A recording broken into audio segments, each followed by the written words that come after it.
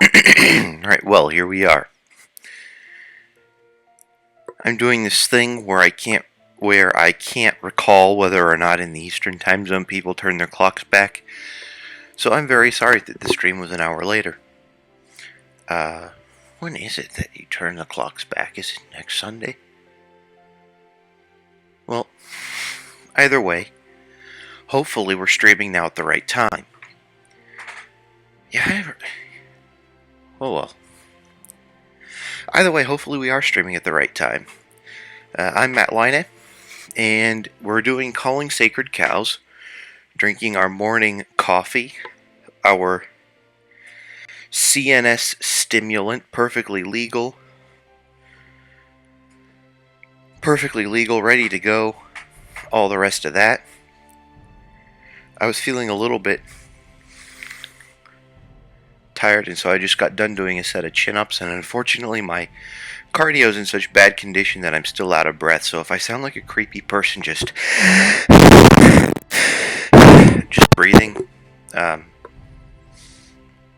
hopefully you'll get over it really soon, because it's probably going to take me another minute to get my breath back.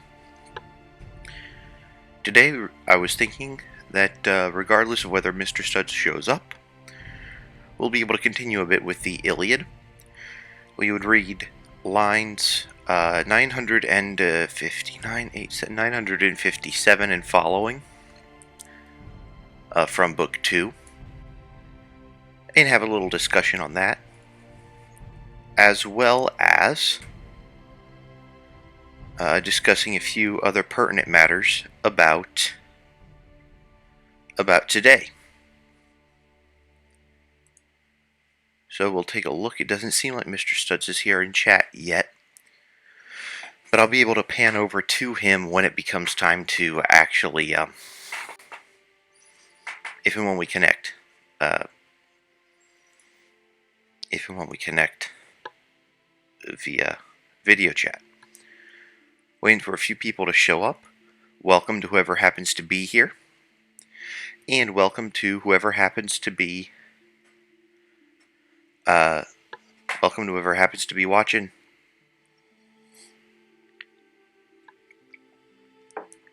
later.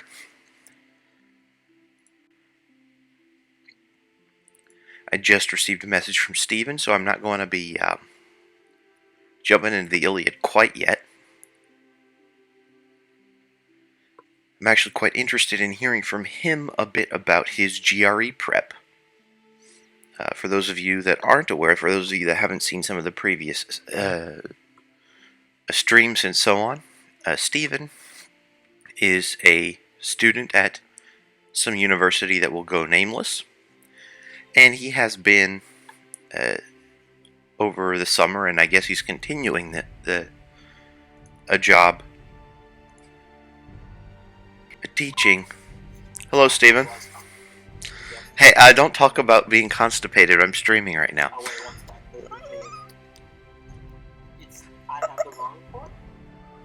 Well, I'm glad I don't have the system audio capture on yet. Although I did say something about... Never mind.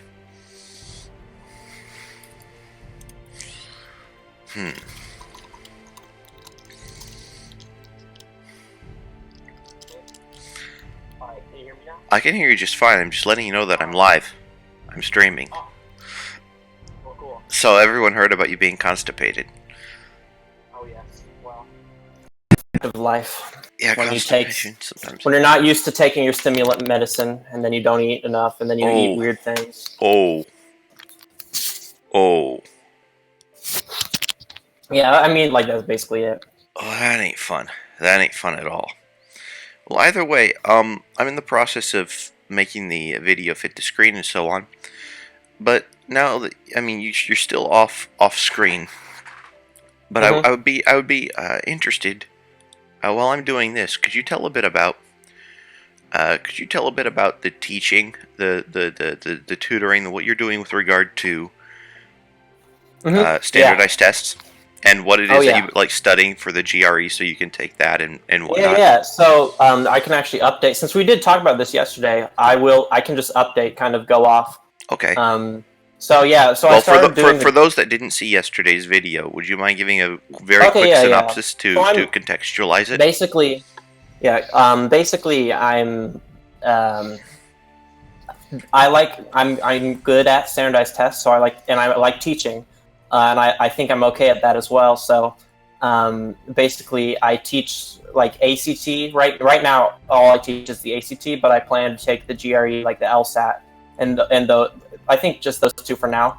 MCAT later, and then basically, like I want to teach for those, like because people for grad school admissions exams will pay upwards of $50 an hour, like even more. Like I see hundreds of dollars an hour in some places, but like 50 would be amazing. Like that'd be like unreal. Like that would be really good, and it'd be so easy for me to tutor that. And I like tests, and I understand how tests work, and I like concepts, and obviously we have this stream, right? Like it's I'm not on here because I'm not like intellectually interested in these sorts of things, right? So I'm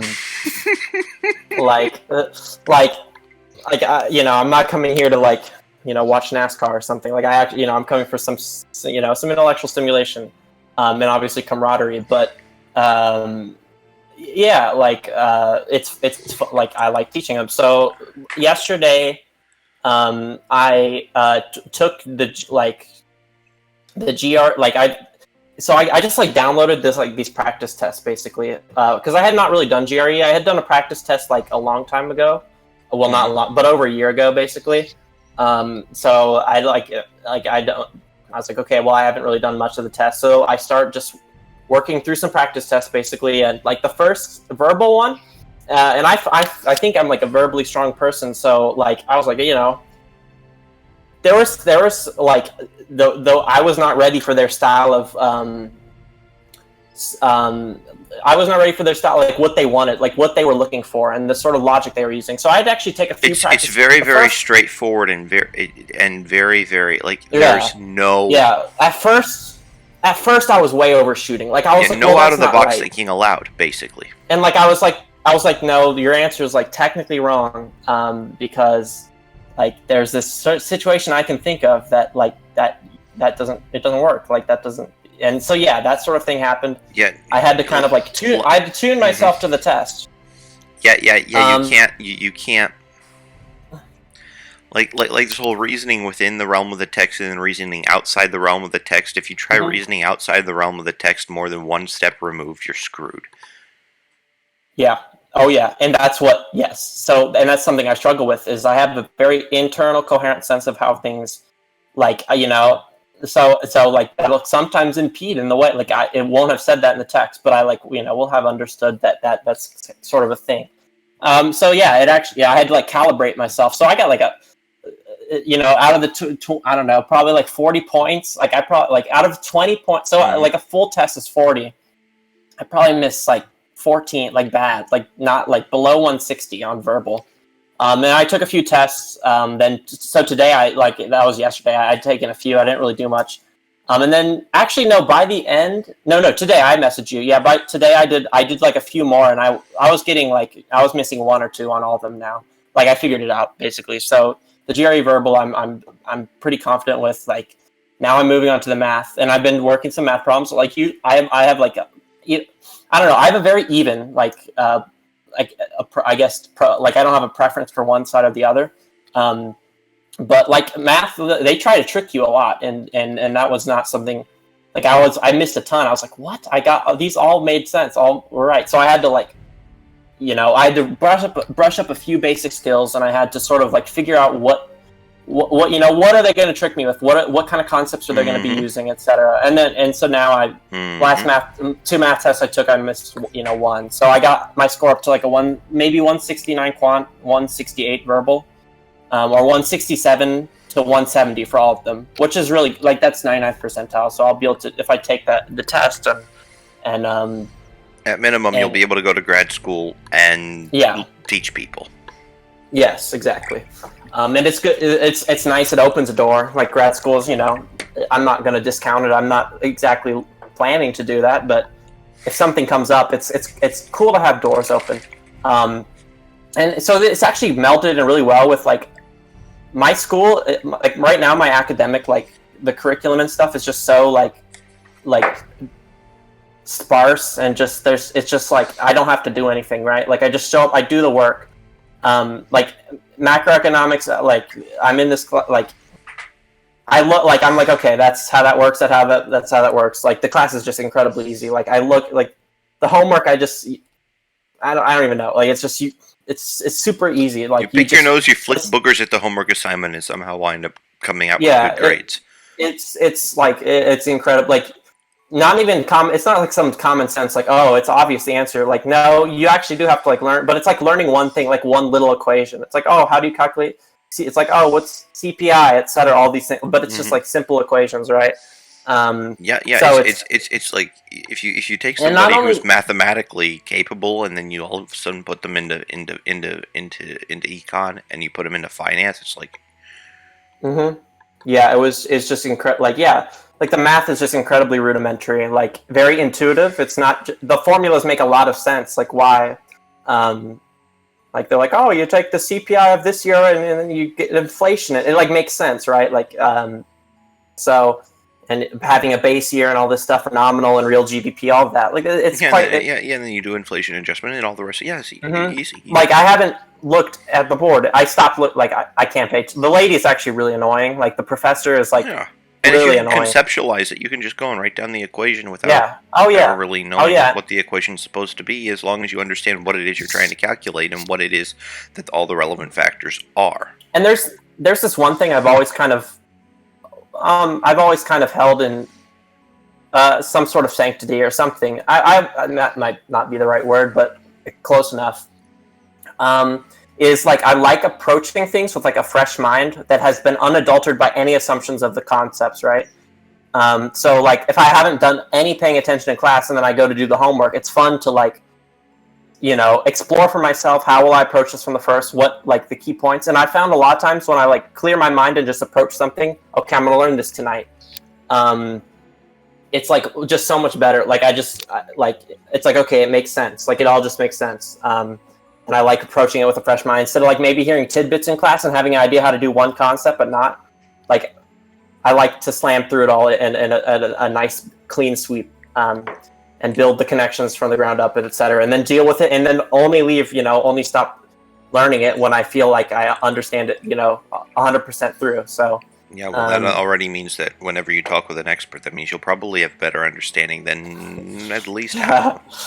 Because people go and they memorize their way through things, and because they wind up getting past the tests, and somehow being able to know, okay, when I see this sort of a situation, I use this sort of a formula. The people that have actually internalized how the concepts work are at a distinct advantage, even when dealing with experts. Yeah, no, like, and it was incredible for me because I was in microeconomics last year. Again, I have never like actually paid attention to any of my classes. I struggle to. I actually like it's not like something I'm like, I just hate. Like I mean, I don't try very hard, admittedly, because when I do, it's just frustrating and it's kind of fruitless. Like the marginal cost doesn't outweigh the marginal benefit does not outweigh the cost, in my opinion. All right, Mr. Econ, dude, that's funny. Sorry, that was funny. I'll admit that was funny. There you go. So yeah, and like for example, me talking to Matt for like one night about like we went over the free econ text. We went over like if you guys watched our older streams, you would have seen us. We'd had a segment at the end where we'd go over this really nice book. Just read through that, like just read through every part and then just bounced off, made sure I understood it. And I learned way more and way more internalized than like I did in the whole econ class, where I would just study the night before and learn everything, and then kind of do well. I get A's on the test, and then have horrible homework grades, and but yeah, econ was like the first. Like I looked around the class, and I was like, this. I mean, it was one of the like introductions to college. Econ and chemistry. Well, actually, every class almost, but that's and any class with a 1 at the beginning or 100 or something like that. Yeah. Well, I don't know. Like, sometimes I'm like wondering what kids are doing in class. Like, they're paying attention to the board the whole time. It doesn't like it actually doesn't make sense. Like I see think some their focus is on the wrong thing. Well, yeah, it doesn't like add up. Like they're paying attention and like looking at the material like, you know, for like orders of magnitude longer than I am, and like they're still like not. They're just trying to memorize it, like not actually trying to understand it. Well, that's exactly what it is. That's exactly what it is, Stephen. The idea that okay, I think that we have. I'll give them the benefit of the doubt because they're freshmen and they're studying. They're likely many of them completely on their own. Yeah, right. Well, in high school, when have they ever stressed understanding a concept? When have they ever actually stressed conceptual understanding? Because you can wind up having somebody F equals ma. F equals ma. I have an understanding of Newton's. Okay, but if you can regurgitate something like that and say that force equals mass times acceleration, then somebody who just gives you a physics problem will say, "Oh, you understand F equals ma, m equals F divided by a equals F divided by F." I know, and like you can go through all those stupid permutations. Nobody cares, but that now you have 3 equations instead of 1. There's 3 different bits of information that if you're at a really, really sad dinner party, you can regurgitate. And you don't conceptually understand necessarily. Like what happens if I'm pushing a ball bearing versus a boulder?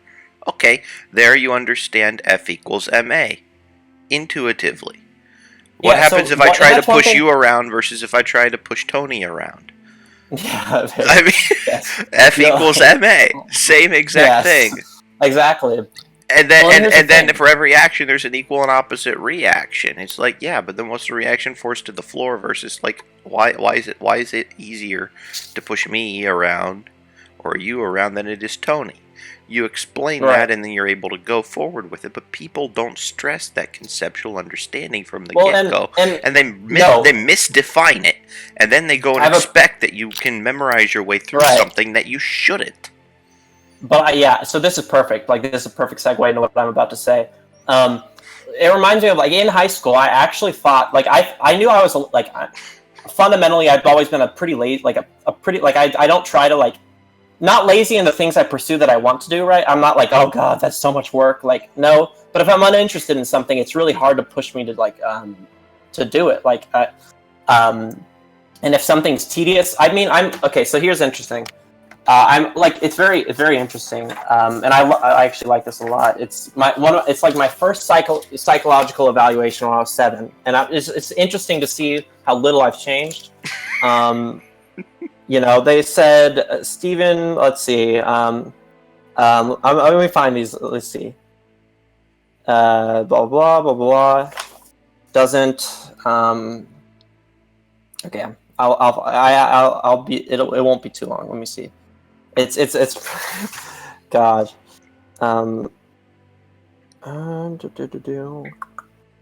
Okay. Yes. If he finds him. Okay. While he receives grades of A's on his daily work. While I receive grades of A's and B's in school, and this was fugue state Steven. This is Steven not in the same realm, like kind of in this limbo state, kind of between like what's happening in the real world and like having my TI, just kind of like understanding it and like getting it, and then no sense like I just had 3 functions. I don't think I had a 4th function, the sensing one, the introverted sensing. I think that was just gone. Like I think it had taken vacation or something. Like it just didn't exist. Everything was NETI and FE. Like that was all. Like very powerful. There was, and I actually think part of the reason my tertiary function FE was like quite developed from a kid. I think it's because it had to pull the weight of the sensor. In fact, that I had so little of, like it had to overcome the weakness of the sensing. Mm-hmm. So ADHD really had a profound effect on you then. Yeah. Oh yeah. Yeah. It actually, so it helped me emotionally, I think, as far as like FE wise, because I always have done this where I like just get people to help me with the stuff is boring to me and like like, oh, filling out forms. Oh, how do you do this? Like, I would, when the first honors college, I got all my college paperwork set up by just kids in the dorm. Like, they just did it for, they're like, and they, you know, and I understand as honors kids, they have this nice reward feedback loop where they love giving people answers, you know, like, oh, I knew they answered the question. He didn't. He asked me the question, like, I'm the superior, blah, blah, blah. It's like, yeah, I'm the know-it-all. Right, like, I'm the, yeah. Right, the moderately gifted, like, monkey brain going on. And so I indulged that, right? Like, you know, I just, okay, yeah, you could, how do I do this? Oh, I'm so, like, clueless, to the point where they're like, how are you even in the honors college? I was like, okay. But yeah, like, I was like, one girl was really being condescending at one point, but like, so that you get some flack that way, but like, I don't care. Like, I don't care about this girl, what she thinks or how she acts around me. My monkey brain is like, I don't know, not really listening. But yeah, so one thing in school, so to preface, you know, it says, okay, let's see. While he receives A's and B's on his daily work, his daily work varies widely. If he finds an assignment to be too easy, he will often complete the work quickly and carelessly, or not at all. Moreover, he has difficulty being organized, despite frequent reminders from his teacher. Let's see, blah, blah. Stephen did not complete the work in his class, though he was to be allowed to do higher level math when he was finished of the reward, etc. So, like, I didn't, you know, I've never been a very, like, conscientious, like, hardworking student, right? Like, when I was little, I was like, that's boring. I don't want to do that. And that's how I was. And it pervaded in school. And the higher level math that they were also trying to entice me with was not, like, I don't think it was actually realized, like, anyway, that's beside the point. Like, essentially, though, in high school, I thought, so I have this, like, preconception that I'm a quite lazy person, like a bad student, like, and I will admit, like, I'm not, like, a great student or anything. But I saw, and especially, I mean, of course, I'm contrasting, like, my kind of classroom experience with other kids, and that's how I could tell. I was like, wow, they take notes. I don't even have a notebook for notes. Like, I have folders for my, like, to keep assignments from each class. And you need like, to have separate. the folders, otherwise the assignments get lost. Yeah, because you can't carry them around. Like, I had the bare minimum of what you could, like, so there's times I mean, I never brought my backpack home from school, for example. I just didn't. I just left it in my car, and, you know, or in my locker if you know, I was younger. But yeah, I just didn't. I was like, I don't want to do this stuff. Like, very lazy. In class, I could tell that they were all paying attention. I can see, you know, I'm like, God, I can't do that. I was always kind of impressed by people being able to do that. And also, so like, and I, like, wouldn't do my homework, like, enough. Like, I'd copy a lot. I didn't want to do busy work. Like, I'm trying to, like, outsource that as much as possible. Like, I'm just skimping through. And so and I liked cramming, though. I thought, like, cramming was fun. I liked the approaching a topic for the first time and then just learning through it. Like, it was kind of a rush, right? It put me against the clock. It put, like, a challenge out there in school, like a new, like, hoop to jump through. Like, okay, let's see if you can do this. You actually get a dopamine reward instead of being there just. Yeah, right. Exactly. It's a little bit much more. Yeah, instead of marching through a bog, you put on the you put on the marsh walking shoes, and you try to get over. Yes. And you sprint through the bog, and so yeah, it's exciting, and I, like, you know, I didn't know what I would have been spending. Like, I always had this, like, weird thought. This not weird thought. It's pretty obvious thought, but I had this thought. I was like, why am I, like, getting, like, what are those people spending all of the, like, what are they spending all of that time doing, actually? Like, I don't, it's very interesting. So I thought my method of learning was bad. Like, I was like, this is horrible. Like, this is a bad way of learning. But there was this peculiar thing that always happened, is I got the top scores on, like, testing mastery of subject material. For almost all graded assignments is ancillary to testing compliance with the test with the learning methods. Mm-hmm. Whereas there's like two ways that you can be good at standardized tests, and I assume that you're good at both of them. One is knowing how to take standardized tests, because there's just a way of spotting the right answer even if you don't know what's going on. Yeah. And the other way of being good at standardized tests is having such a solid conceptual understanding of the way things are, so that you can go and walk into the whole thing like you're an expert, and you're taking a test designed for. Well, and this is this is a technique, like a tool of mine was learning quickly and learning from ground up, from fundamentals. Basic principles. And, First principles forward. I thought I was being lazy. I was like, oh, I learned faster this way if I just think about it conceptually and I think about patterns.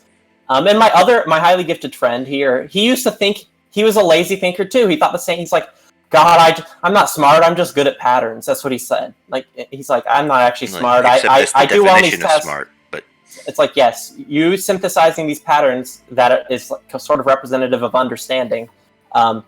Like you at least have an intuitive understanding of what's going on. Maybe explicitly, if you're just doing real, like I've done it to where I do like extreme pattern.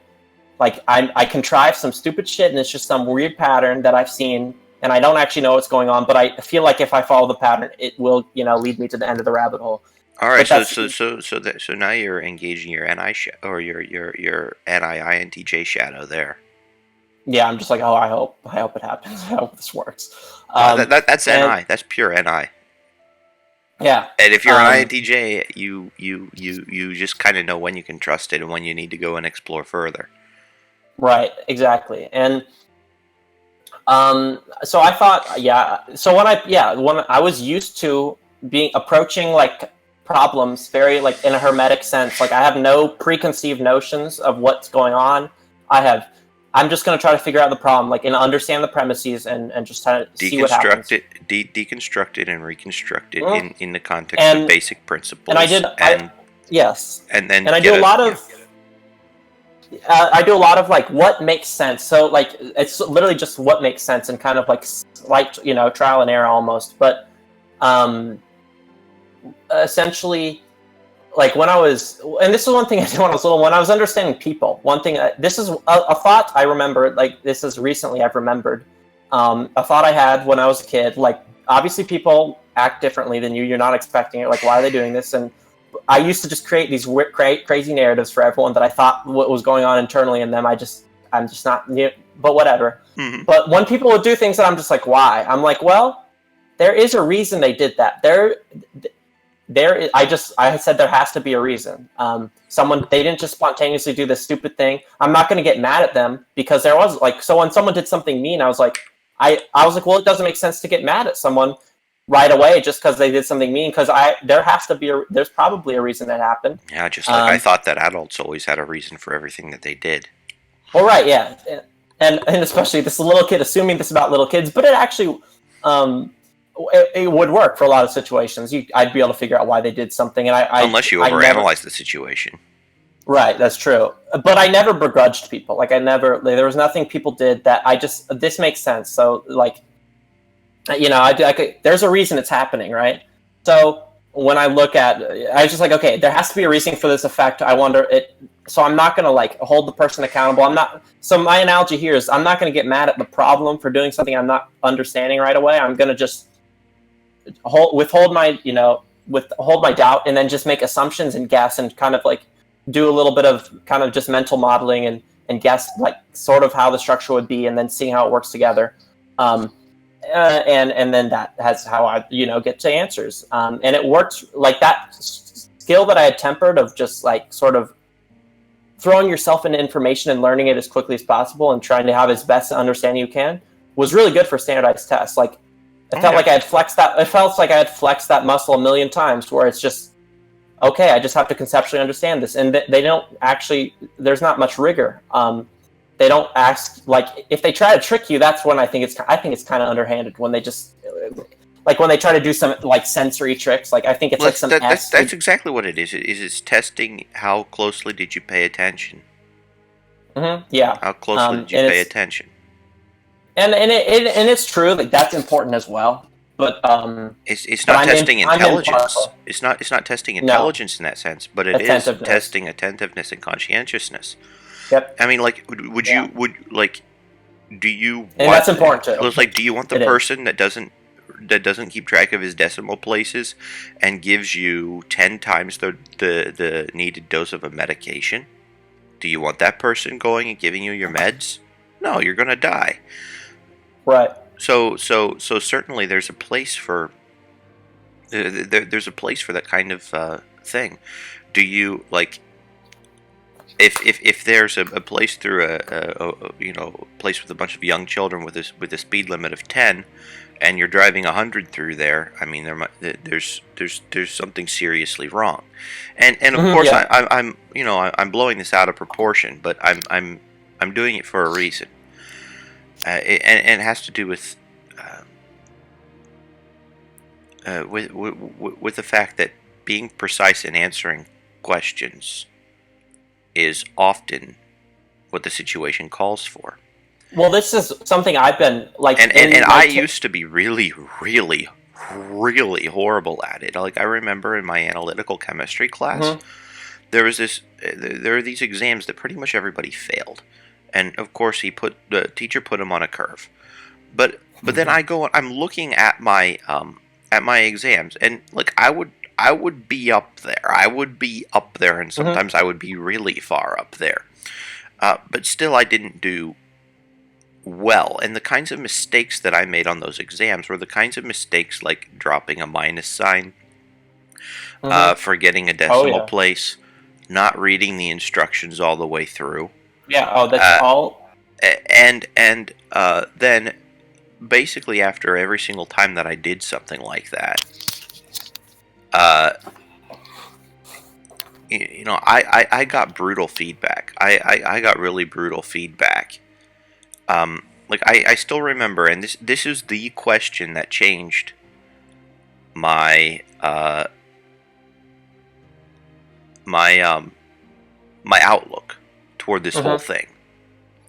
And then I realized that I completely did not read the question. Because the question was asking something along the lines of potential sources of infrared radiation for an IR spectrometer.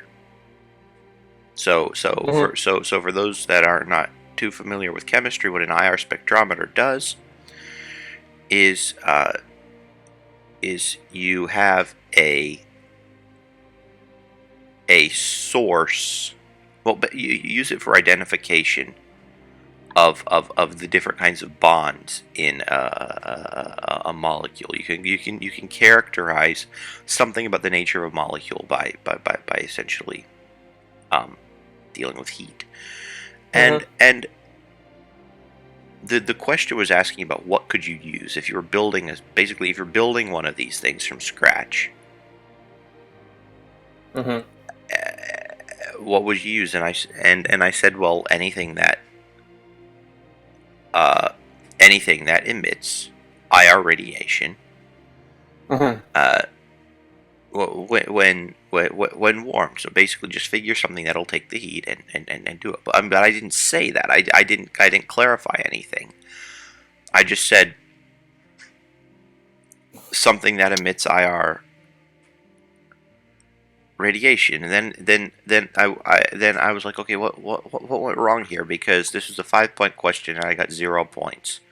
Then I just looked up at the question statement, and there were 3 words underlined: list potential sources. Okay. You're like, oh shit. So like no explanation, no nothing. He just underlined list potential sources. Then I went to his office hours, and so I proved that I can't read, huh? He said, no. What you did is you proved that you thought that because you had this conceptual understanding of what was going on, that all these detail things were superfluous. And he said, Right. I had that. I had kind of the same thing going on, maybe not to the same extent that you do, but I'm in industry, and I can't like if somebody comes to me and asks about a sludge in a pipe in between two vats, I need to first off, because they usually come to me and don't have a clue what the problem is.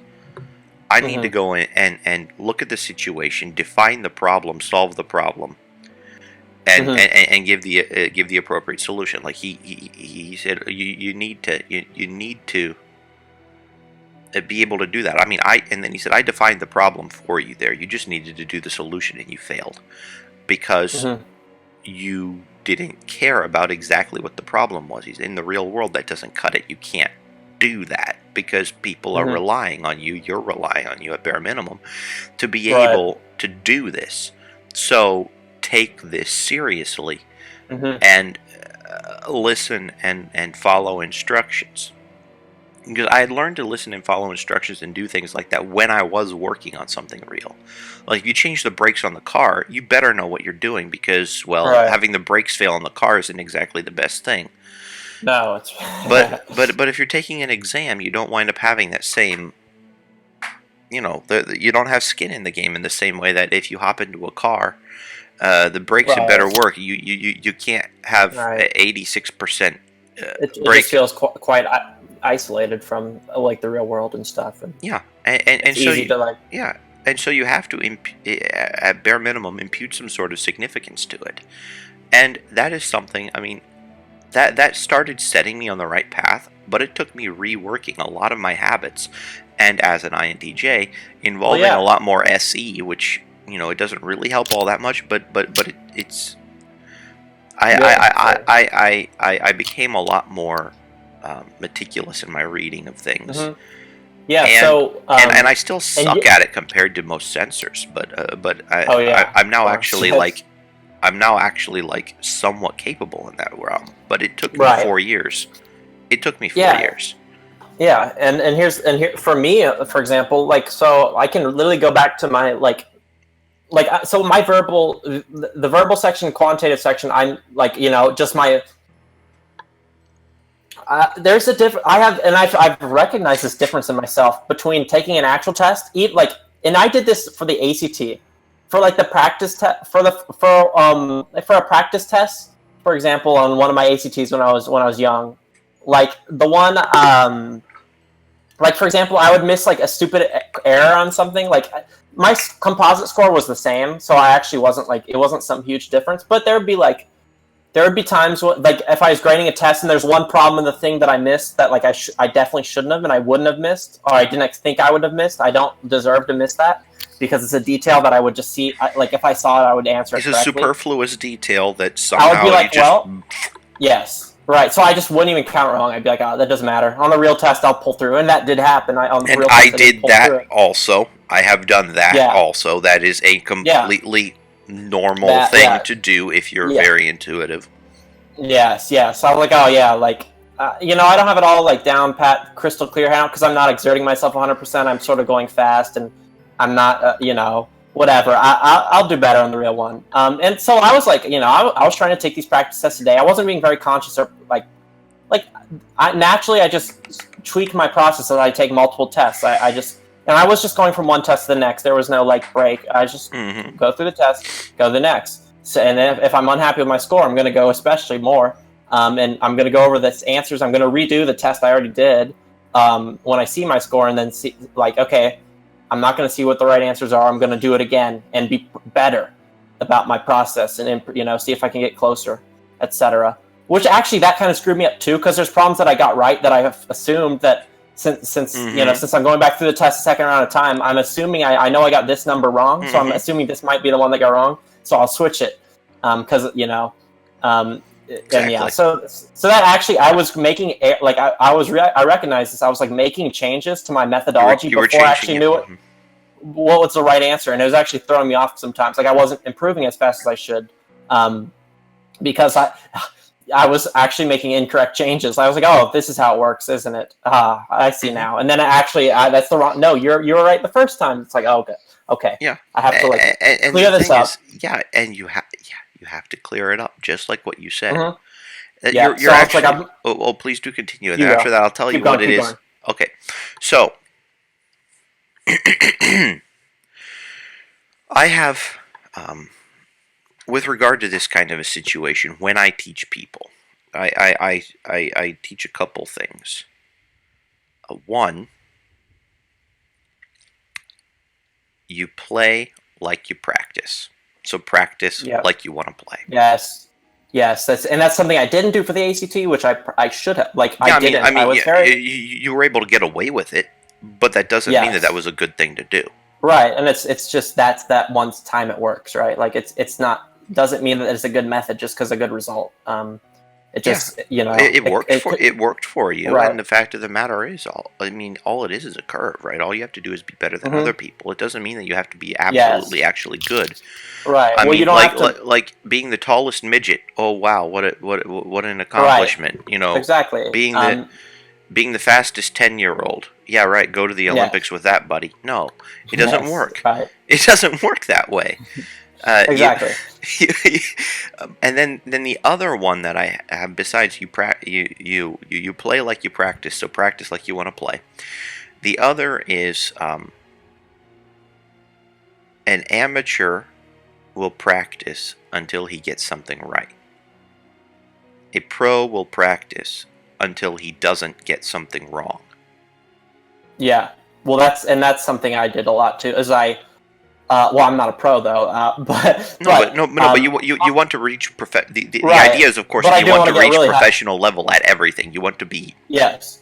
Well, yeah. When I go out to do, if I set as I'm setting myself out to do these tests, I want to do really well. And I would be and this is something, if you read my psychological evaluation, let's see.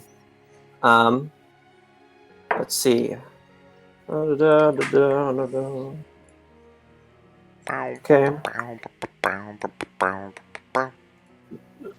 see. It's exactly on this. So, let's see.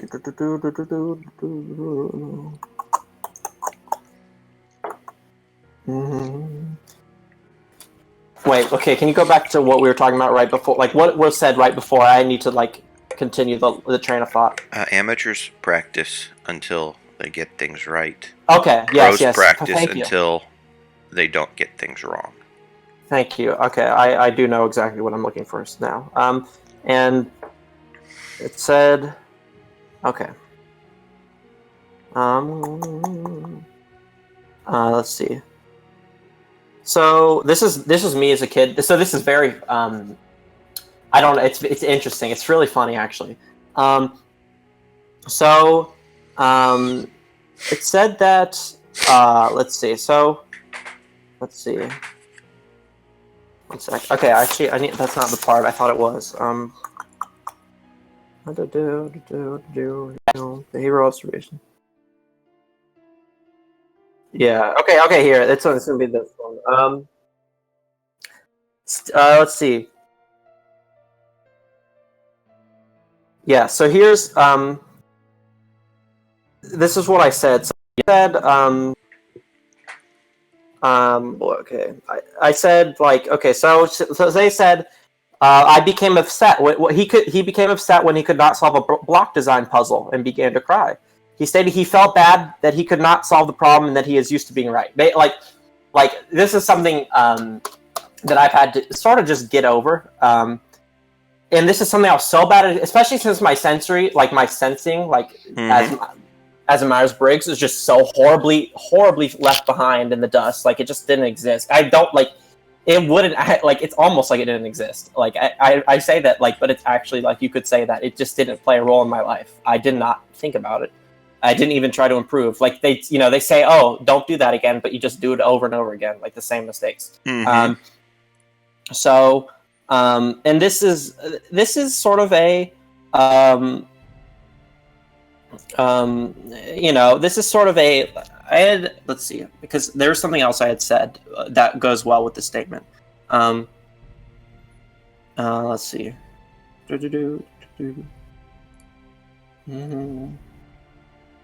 Okay. Okay, like me wanting to read more quickly. Yes. Just take your time, find whatever it is you're looking for. That's true. If I speed myself up, I'll actually I can't speed up by sensing. It actually gets worse. Yeah, exactly. So undue haste makes waste. True. That's a good statement. Okay, yeah. Steven expressed high expectations for himself and a desire to be the smartest and best at what he does. So I have so when I go out to do something, even if I didn't prepare for it and I want to be the best, even if I didn't actually put in work to be the best, I wanted to be the best. Like I was like, I have to be the best. Mm-hmm. I loved that. That's part of the reason I loved chess when I was little, because like I was like just the best, and I loved competing against people, and I just was like, it's like a full realization of this kind of like part of me that I just I want to be the best. So I have like a competitive like it's not necessarily competitive, but it's like it's more of an expectation of myself. Like I expect myself to just be the best. That's just what I expect if I'm going to go out and do something. Yeah. And obviously that comes with some like drawbacks. Yeah, and before anybody goes and says, "Oh, well, that means that you have an abusive upbringing," no, that does not mean that at all. I mean, if anyone wants to bring that up, no, I have also expected myself to be the best at pretty much everything that I try. Yeah, and and I think that it probably has more to do with this if there are clear requirements for performance, then what in the world is, if it's something that you're interested in, then what in the world is your excuse if you don't have something so clearly delineated to fulfill the obligations? Yeah, mine is like, what is there any reason for me to not do that? Like, not like, and this is something like, I'd have expectations of myself. I'm basically like, why would I not, like, there's no reason and no excuse for me to not understand this and miss any of these problems, regardless if I've seen the concept or not. Like, it works. The logic is consistent. It's not like it's some thing I need to be taught. It's something I should be able to figure it out on the spot. I should be able to. And at the same lines, I don't think that you probably wouldn't find it fair to expect yourself to ace a gross anatomy exam without having cracked open a textbook, because that's something that's completely arbitrary. There is no internally consistent logic to the system. Even if you do, even if you do know Latin, it doesn't mean that you're going to know the names of all the muscles and the bones and the nerves and the blood vessels and so on. That's something you need to put in the time and learn. Anatomy was a big struggle for me in high school. I would not like change my methods. First of all, which bites you in the butt. Yes, so I've always had this sense of pride. Obviously, as a kid, and I didn't have much. Like, I wasn't a great student. I wasn't incredible. Like, I could tell that there's things I could do that other kids couldn't. But I didn't have any, like, I wasn't a hard worker, right? Like, I was someone who wanted to be the best, but I wasn't necessarily like going out. But you're putting a couple orders of magnitude less time into it than the people who are. Yes. And then oftentimes still on top of the heap. Right. And so I'm just expecting this. This is how it is. And that's the thing is because in my school at that time I had like the highest reading level of these things, etc. And I was like, I was like, oh, I'm the best. I have to be the best. And at ENTPs, we like validation and we like being, having social presence and having power. And if you are best and you can literally go and have a completely nonchalant attitude about the whole thing, then that just goes and puts icing on the cake. Or maybe maybe the icing is being the best. And you kind of need both. Mm-hmm. Just being able to go in there. We got a test today. Oh crap! I haven't looked at the material. Here, let me crack open the book. Yes. Well, and that's one thing. Got it. Oh, 100%. Wow. Yes. So a theme I've been kind of cognizant of these past few days is like my just intense need and want for freedom. I view power as just freedom. Like, what is money? It's it's power. People say money is power. You can do what you want. You can make the choices that you want for your life. Yes. As I said, I've said this multiple times on stream before. But when I was 2 years old, my mom, says answers a question. I say no is not the answer. Like no, I want to have control over what's going on. Like no, it's just not like. Exactly. I want freedom, and what that power to just walk into exam and not do anything, that's freedom. I could do anything I wanted with that time. Was I doing something productive? No, hell no, I was not doing anything productive. But I relish but the idea that somebody else could go and give you a buttload of busy work to go and eat up to go and eat up your evenings and ruin your time. And yes, I mean, you've already been in prison for 8 hours or 6 hours or whatever throughout the course of the day. And what in the world are they trying to do? Take away my evenings too? Right, exactly. So I would, and this happened to me first semester at college. I was like, why are they giving me this work? Why are they giving me this grade when I get this grade on the test? Like, why do they care about my attendance? I was like, this is so, like, I felt like insulted, right? I'm like, you're insulted. Attendance grades are probably are there for two reasons. One of them, there's reasons. Yeah. One of the reasons is to make it easier on people. Yeah. One of the reasons is actually to make it easier on the people that go put the work in and don't actually understand, so that they can still pass. Yes. Then the other reason is because people think. Or actually, I'll give it three reasons. The other reason is that people think that their stuff is worth paying attention to, and so they want to force people that wouldn't otherwise show up to show up. And then the other reason is actually, but then the other reason is actually quite benign and or maybe even helpful. Is that there is a subset of people that actually need to show up to lectures in order to learn something. That's true. And if you're dealing with a bunch of people, and if you're dealing with a bunch of people who are away from home for the first time and don't have their own set of principles and don't have their own set of schedule and discipline and so on, making it so that you can't get an A in the class unless you show up forces that particular subset of people into actually performing much closer to their potential than otherwise. So there are these some compelling and some not very compelling reasons for doing it. It makes sense. It's another window problem with education, right? The window works for a lot, like maybe it's literally just okay. The window works, but it doesn't. The rule helps a lot. It helps a lot of people, and most people should probably be going to class, and most people definitely should be going to class, and learning and paying attention to lecture. But when you're not one of those people. You just, I had this sense of my internal sense of logic says there needs to be a reason. There just has to be a reason. But as I said, that's a big assumption I made. One of the assumptions I made when I was a kid is that there just has to be a reason for things, anything, even emotions and people doing weird things that don't make any sense at all on the surface. There just has to be something. It just, because why? Why? I mean, yeah, kids do some things to be random, but that's just so there had to be a reason. And so when I'm there, it doesn't seem like there should be any reason for me to be in class. If I'm getting the top score on the test, and I haven't been to class, and I'm actually reading the notes for the whole chapter, walking to the test for the first time, that's my next, that's my last level of cramming. It's where I read. Yeah, and it gives you huge validation. It does. Yeah, because it's just this makes sense. I remember my philosophy logic, and here's the thing: philosophy is just it's very verbal, right? And literally the advantage that IQ gives you is verbal. Verbal abstraction is just very G loaded, very very G loaded. Oh yeah.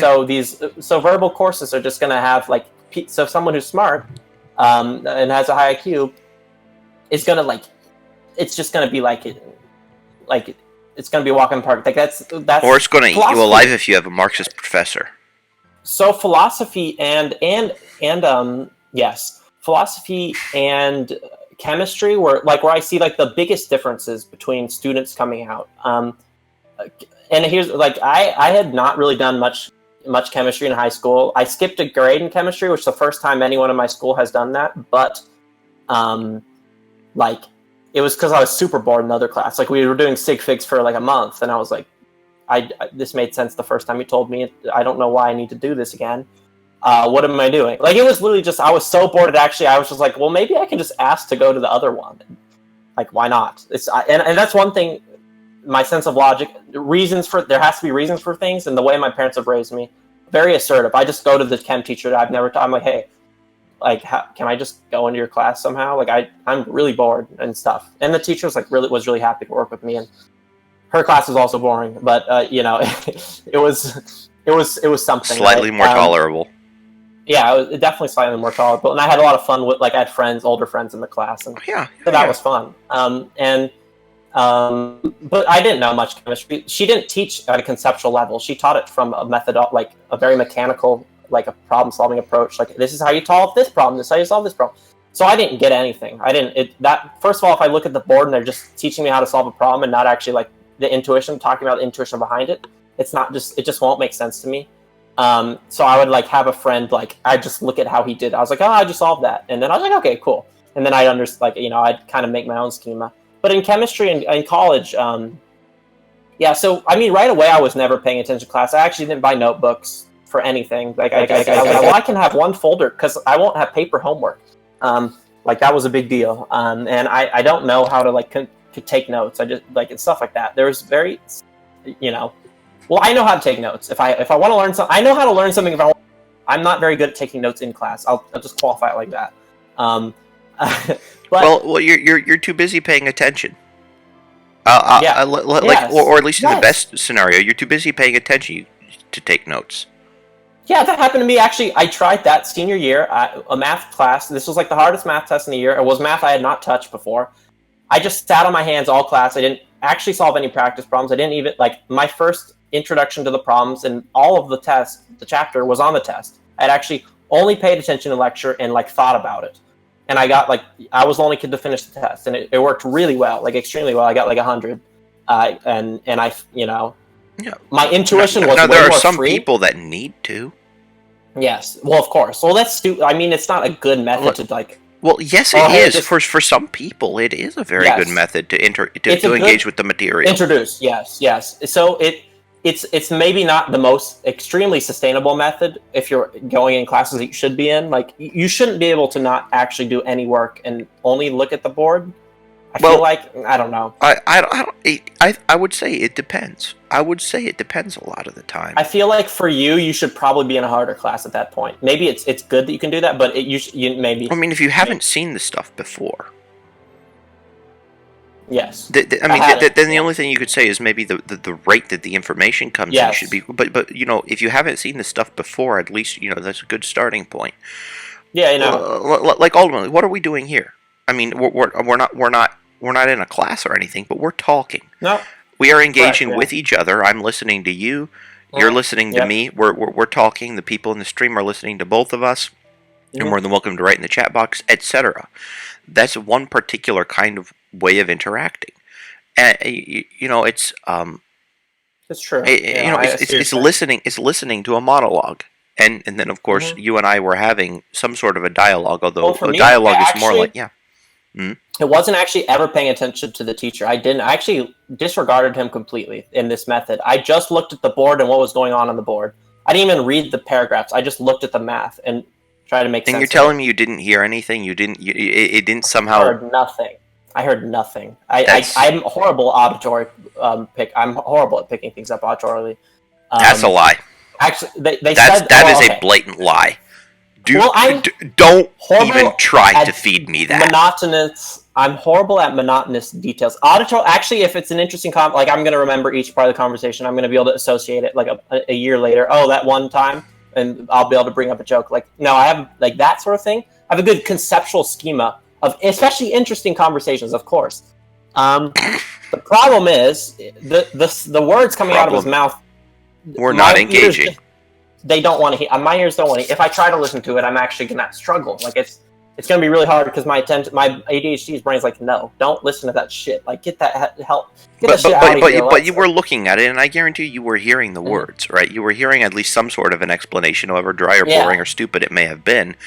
And it was enough for you to intuit and put all the pieces together. It was enough for TI and NE to be able to play the puzzle game. And the main part of the puzzle. Well, the thing was, like, the way he introduced it. He basically introduced like fundamental sort of like theorems, right? Like about like or like tools we need to use, and it was like there was some like integration techniques. So that's like trig integration and stuff like that. But so that's the thing is I didn't have to read that much. I just had to look at the fundamental rules and I didn't have to listen to what he said. And then you put it together. There. The only way that blows up in your face is if you wind up having tests where the content so far exceeds the time that you can't get through it unless you've gone and done enough practice problems. Well, but that doesn't say anything about your conceptualization and your understanding of the material. All it does is say that you need to work on being able to synthesize things faster. Yeah. So what happened was I really focused on these basic principles. I internalized them. I closed my eyes, did the shit in my head, made sure I could do it all. And I just every single, because there's not when you look back on your math tests, there's not that much. Usually they're not huge tests. There's some concepts that are being tested, and then you these 4 concepts. So if I internalize the basic, basically how these concepts work, I can figure out the rest. Then you've done all your studying, and you've spent a maximum of 20 minutes doing it. Yes, it's wonderful, and I freed up a lot of math on this test. I remember because it's when I look at the problems, I didn't initially. It wasn't if you really studied hard for a test and you're over prepared, like my mom, for example, she got the top score in the state on her counseling. She got the top score in the state on her counseling. What do you call it? Exam. To be a counselor, basically. Because she busted her butt and she immediately saw the solutions to all the problems as soon as they came and just boom. Right. Yeah, and she was on tour. She's like, I had 2 hours of sleep, I had horrible migraine, sick. I finished in no time, and it was there was no thinking going on. And she was a national merit finalist as well, and that was before the days of any sort of test prep. So she's a good test taker as well, but so for me, in class, just sitting, internalizing basic principles, and then when the new examples would come out on the board, I would just tune out. I would have the example in my head, I'd just try to solve it by myself. I'm like, okay, I know how this works, I think this should happen, and I just really focus in my head. It's obviously easier to do it on paper, but for me, a lot of times I like just doing the work in my head, because I'm bad at details. The details on the paper, I'll mess up. I'll drop a 9 assign or something. But if I have a concept and then I run through the problem a few times, and just hash it out, I can feel really strong about it. And it's obviously if I wrote everything down and went as fast as I could, it'd be quicker. But I've never, I'm usually one of the first done, regardless of if I'm writing things down or not. It doesn't slow me down that much going through the process more than once in my head. But so I would just try to, when new examples came on the board, because these examples are all building off this core concept. I would just try to solve it in my head. Usually it would work because they're not super complex. But then when I try it and I get the wrong answer, I see where I went wrong, and then that corrects it. So I have this. I'm building this kind of understanding without actually even really listening to anything that's going on. I'm just looking at this and internalizing and having just my mental space clear. Worked so well. And then during the test, my mathematical intuition was much more, because it had to be more active, because basically most kids. I wasn't the kid who's going to sit down there and just bullet out, 10 problems in a row, within 10 minutes and be done 15 minutes early. And here's the thing is I could be that kid. In my economics test, I didn't actually, my micro test, I didn't know much. It was a 2-hour test. I finished in, I was enough I did the best I could on the test, which was mid 80s. With 17 minutes out of the 2-hour time period allotted. And then I left. I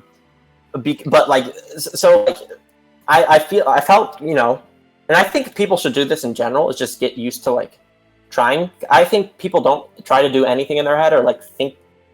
This could be just me being ignorant or something, but I feel like people are always so eager to write everything down before they think about it or just even touch it. So this little journey that I did some people need to write things down in order to work. Lots of people are very sensory oriented. Yes, for me, need to do that. Writing things down but for me, for me, it is often an impediment. For me, if I take the time to start to write something down, then my mind gets so far ahead, and then I wind up having to go false start. Okay, I can't hold on. This can't keep up with this.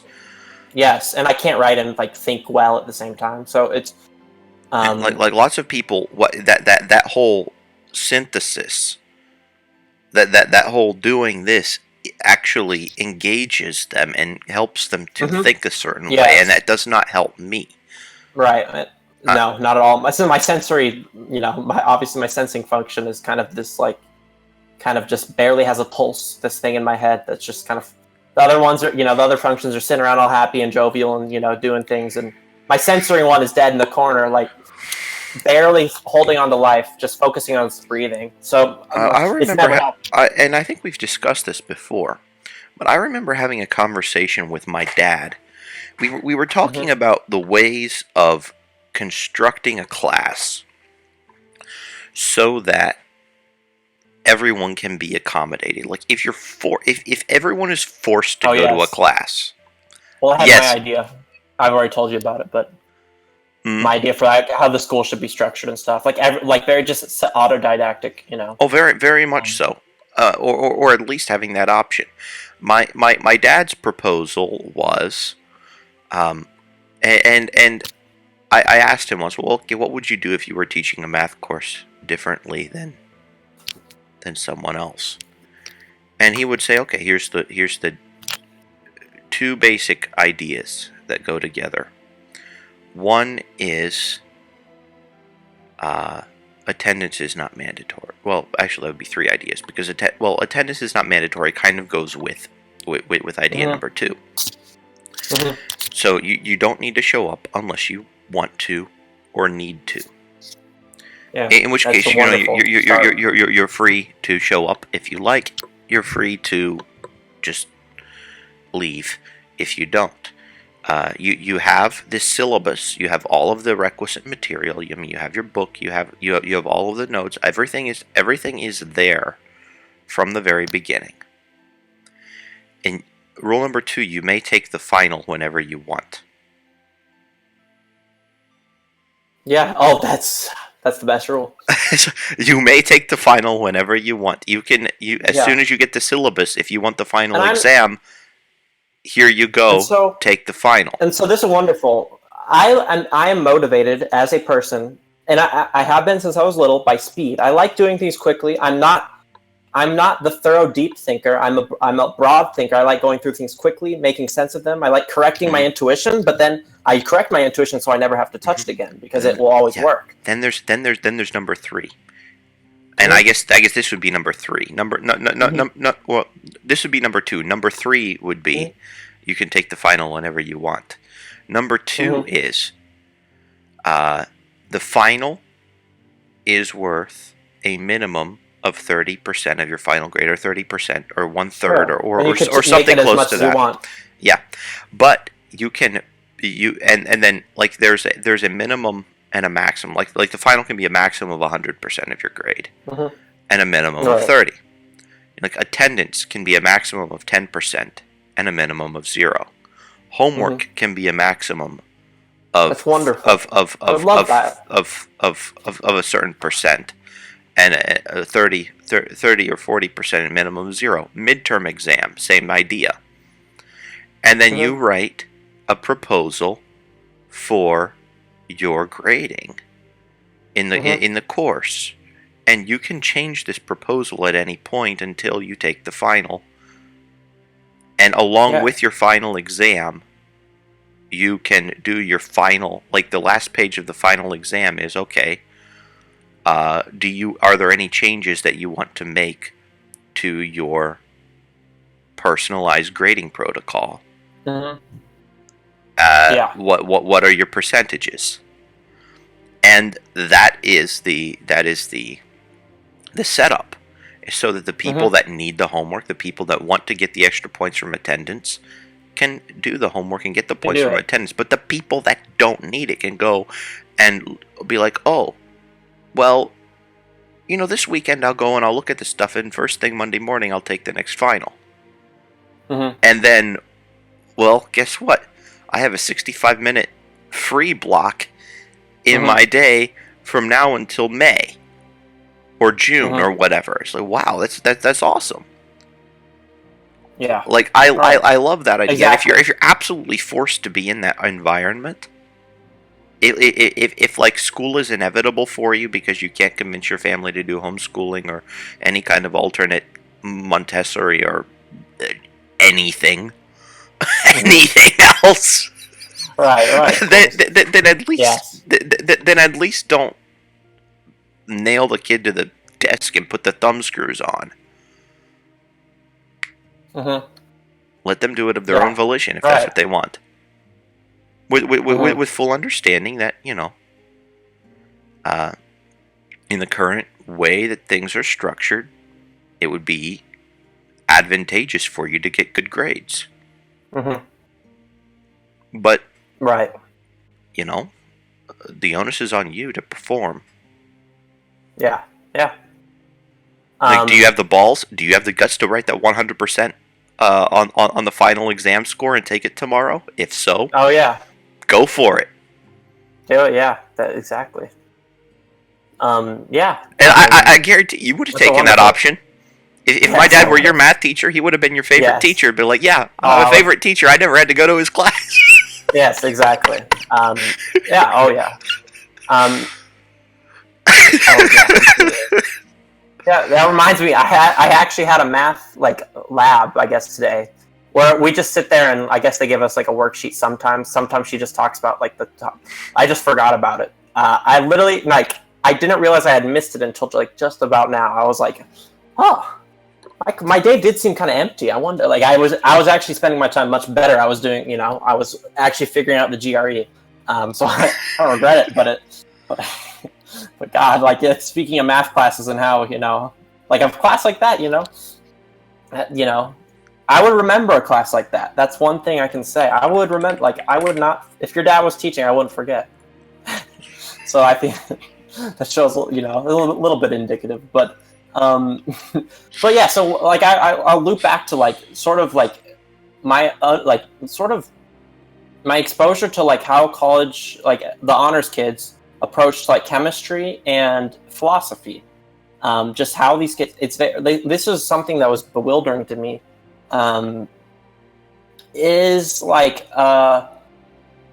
So chemistry. I was telling you guys, I didn't have notebooks. I don't know how to study. I didn't know how to pay attention to class. I couldn't sustain 50 minutes focus. I stopped going to class I would show up because attendance didn't matter. It was not a mandatory attendance class. It was an 8 a.m. as well. I was bad at that, waking up and stuff at that time, and it was just I was like, God, I'm just gonna, I'm not gonna bother myself with this. But before the tests, I did my love. He had online notes, which I loved. I could just read through his lecture notes. I didn't have to go to class. I could read the notes. I can read much faster, and I can synthesize and figure out things much faster than someone's going to be able to relay them verbally to me. It's just it's not going to and if I really have a difficulty, I can ask a friend how this works or something. That's it. And so I would, do the thing before the test. I go over the notes, make sure I conceptually understand each part of them, why he says certain things. Make sure I pay attention to a few little details. Okay, I got to make sure I don't mess this up because you can mess that up. And then I would go, do really well. I did really well. The first chem test, I just did one homework assignment beforehand. I was like, okay, this is how you do it. I looked up how to do the equations. Okay. And then I went very fresh into the exam. So this is the first chem exam. Everyone's kind of a lot of people have crammed, and of course a lot of people have crammed. That's just people. Yeah, everyone stayed up until 2, 3 in the morning, drank their coffee, drank their energy drinks, and then showed up groggy for the exam. Yeah. Yeah, and oh yeah. So yeah, people were all prepping really hard. Everyone was freaking out in the lounge. I just did the homework assignment and left the lounge. I was like, okay, I think this makes sense, and I'm not going to get anything because everyone was freaking out, right? They're just chemistry. So how do you do this? And I just didn't want to be in that environment. And so I left. That's what kind of what it felt like. And fresh, feeler. It's a lot of feelers. That feels like just freaking out. And so I go to the exam. I got a 94 on the exam. I felt really good about it, the exam. I felt I was making the last problem was a purely conceptual problem, very, very conceptual. I didn't know how to approach it at first.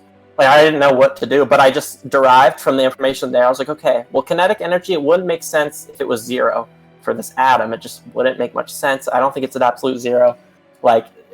So this can't be equal to 0. So like from one of the equations, they just have it. The equation's there. I could figure out a lot, and then I wrote an explanation. I wrote for the problem. I'm like, okay, it can't be equal to you're have a kinetic energy of 0. That's just not going to happen like in this situation. So we can't And so I explained through, and it was like to me a wonderful problem. I learned a lot from the problem itself, not the other. I didn't learn and then display my learning on the problem. And this is tests in general have done this for me. Is it's an environment where you're sitting there just approaching the problem and trying to solve it. So it's a fun process of learning it and it's stuff. A lot of people they were like pitchforks, right, about the professor. They're like really upset, basically really upset that like he made this conceptual problem at the end because it wasn't like some homework problem that they had done, right? So you had to think on it.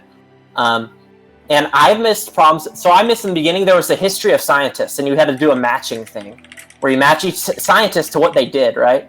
And I didn't give two shits about that. Like I just didn't care about like who came up with this random equation, right? It's like one scientist to one equation. It wasn't like interesting like Einstein, wave particle duality or something. It was like this guy came up with this equation. This equation was then superseded. It's like just random history. It's like it was kind of contrived. So as opposed to it being fluid and organic and actually explaining the context and getting everything properly done, yes. It's just like learn these names, learn these dates, learn these formulas. Exactly. It's exactly, and connect them to their formulas. Kind of. I'm like, God, that's fucking boring. I spent a lot of time just kind of looking at the paper, like with the scientists on it. That's most of my studying was put into the scientists, right? Like I didn't do much. There was a large mathematical portion of the exam. There was a large conceptual portion of the exam. Yeah. I didn't really spend much time at all. I was just staring at these scientists on the page. I was like, I don't know how to. Like my rote memory, like his technique has always been so weird. Like I just kind of rely on short-term recall. Like that's what I did for anatomy in high school, and it was a real struggle. And my teacher was bewildered. I would come in during pride time before the test, and I'm just like asking him a ton of questions, and he's asking me questions, and I'm getting them wrong at first, a lot, really badly wrong, and like not being able to answer anything. And he's like, "Holy crap, this kid's just gone. Like it's over," And but I ask him a ton of questions, and I'm like building these like temporary structures in my head, trying to connect everything together, right? Like this is not a way to internalize information, but I'm trying to throw it all together in my head and like kind of hold it there. So hopefully, I can survive the storm, basically. And so I would just only spend time with my professor for 20 minutes, not my professor, but this is in high school, for 20 minutes before the test, and I'm just like asking so many freaking questions about how things are and holding shit in my short-term recall. That's what I was trying to do with the scientists. I don't know really how else to memorize things, so I just kind of like stared at them a little bit, like the worst is when it's like sensory. It's like my intuition is like meddling with it. I'm like trying to make some like idea, like some actual connections. You just can't. I'm like, this is not helping. And like theorems named after people without any historical background or knowledge about the people whatsoever. Yeah, it's like I there was very little I could do. I would just do tricks. A lot of times I'll do patterns in the vowels and stuff, like weird stuff like that. I'll be like, well, this one has this many vowels, and very associative things, right? Like I make little mnemonics. Patterns. Yes, yeah, and or something about it would trick me. And I would never make a lot of kids I know, not most, would do these quite intricate mnemonics and like drill these mnemonics. I did like the most lazy mnemonics you could. I was like, well, I know. Like I would, for example, you look at a definition, you're like, God, this is like, you would make the moment in time that you're looking at that definition really weird by like considering it. Be like, huh, when I see this word, I'm gonna remember this weird ass moment where I'm kind of being meta with myself in the future, and I'm looking at this weird part of the word, and when I see that on the test, I'm going to be reminded of this weird ass moment in this thought train that I'm still going through, and I'm going to know what it means. Like it's going to come back, right? Mm-hmm. And that was kind of how I did that when I was little, to the bewilderment of my mom. Is I just associate. I'm a very associative person, so I was just when I was little, I was like, yeah, I had a test, and I just made up a random association for everything, and it actually made me learn more. I had to learn more material that was pointless because I was like, for example,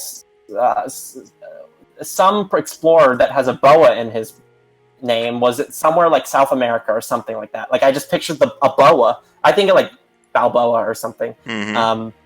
And I had pictured like a snake, and I pictured okay, boa, snake. You know, and that comes in this part of the world, and that's where he was, and it just made. And even if the snake wasn't indigenous to that part of the world, I would just put the snake in my mind over there. So I would just have some weird ass shit going in my like a weird. Okay, so snake you word. basically stumbled on what people have determined to be pretty much the best way of memorizing anything. Yeah, but I was very obnoxious about it. I made up stupid long trains for everything. What's I was wrong like, with Mom. that? What's wrong with that? Well, it was more like it was just my mom's like, "Steele, ask you a question." Right? She'll ask me a question like a stupid train that like doesn't actually have very much relevance, but the relevance it creates is in how weird this stupid little thought thing is. Like it's just so peculiar that it like when things are peculiar, they stand out in my mind, and I'm when something doesn't fit with the big picture or it's weird, I just remember it more, and I think anyone does, but like especially. And so it was just like, and my mom was like, "Why are you doing that?" You're like, "That's like." It was, and it wasn't like I didn't need to do that much. Like simple associations would have worked. I'd made very weird ones. But the weirder those ones will stick with you longer. True. It did stick, and I still have like the mental image of the map. No, I don't have like where everyone was doing it, what everyone was doing, but I still have like. Well, you have the salient points, and therefore you're going to remember whatever it is that you associate with them. I have the globe, and I have pictures. I have weird things happening on weird parts of the globe. I just remember the snake being somewhere around in like Middle East area. I remember it like kind of traveling around there. Mm-hmm. I was like, that's weird. And then I remember like I think Francisco Pizarro or something was his name probably. It's yeah. I think I was. I think this was like this is elementary school, so I don't know. I think his name was Francisco Pizarro, and what? It's like South America or something. Mm-hmm. And I had people in North America, I think, looking for I don't know why I thought. I don't know. It's not the Fountain of Youth. It's something else. It's one of those other like ancient lost treasures. Okay. Well, is anyhow, it might be the Fountain of Youth. But whatever. I'm sorry. I'm going to I'm going to suggest that or rather mandate whether you need a potty break or not. I need a potty break. All right. So I'm going to put the intermission screen on, and then we'll see our viewers back in another 8 minutes. After that, we can wrap up this subject, and then go into looking a bit at the Iliad, Book 2, lines 957 and following. Sound good? Mm-hmm. Yep. Okay, there we go. Intermission in 3, 2, 1.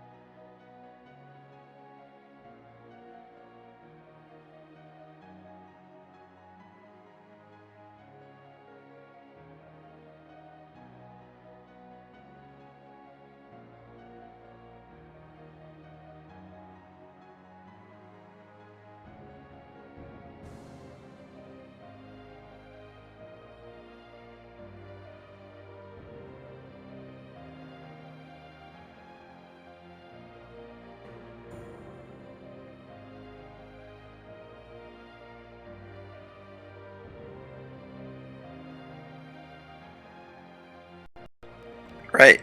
Well, we're live again. Yes. And What's one thing I would like to talk about, though, is just building intuition. well, what were we actually talking about before that? Like, what were we talking about? Because we promised that we would wrap something up. Do we just declare whatever it was wrapped up? I think it was pretty wrapped up. I feel like if I feel like this ties it probably into it. Probably. All right. So it's interesting. We have two ADHD people right here, just trying to remember what was going on, and I was having the double problem of not being able to focus on the thing because I had to pee. So yeah, yeah, right. Well, I think we were talking about the last thing I remember is we were discussing about about paying attention in school. Yes, pretty much. And different ideas. We talked about my dad's proposal, and then and then something a bit about attention. So I will describe associative memory. Associative memory. So we're talking about associative memory. Yes. This works Thank you, pretty Alex. well actually with this this will segue pretty well into it, I think, actually. So like for me, like engaging with the material, and this is why I like standardized tests. Like I like just taking tests and I like just engaging in problems and just solving them. It's fun. I like getting faster and better at it. It's fun to see me get improve.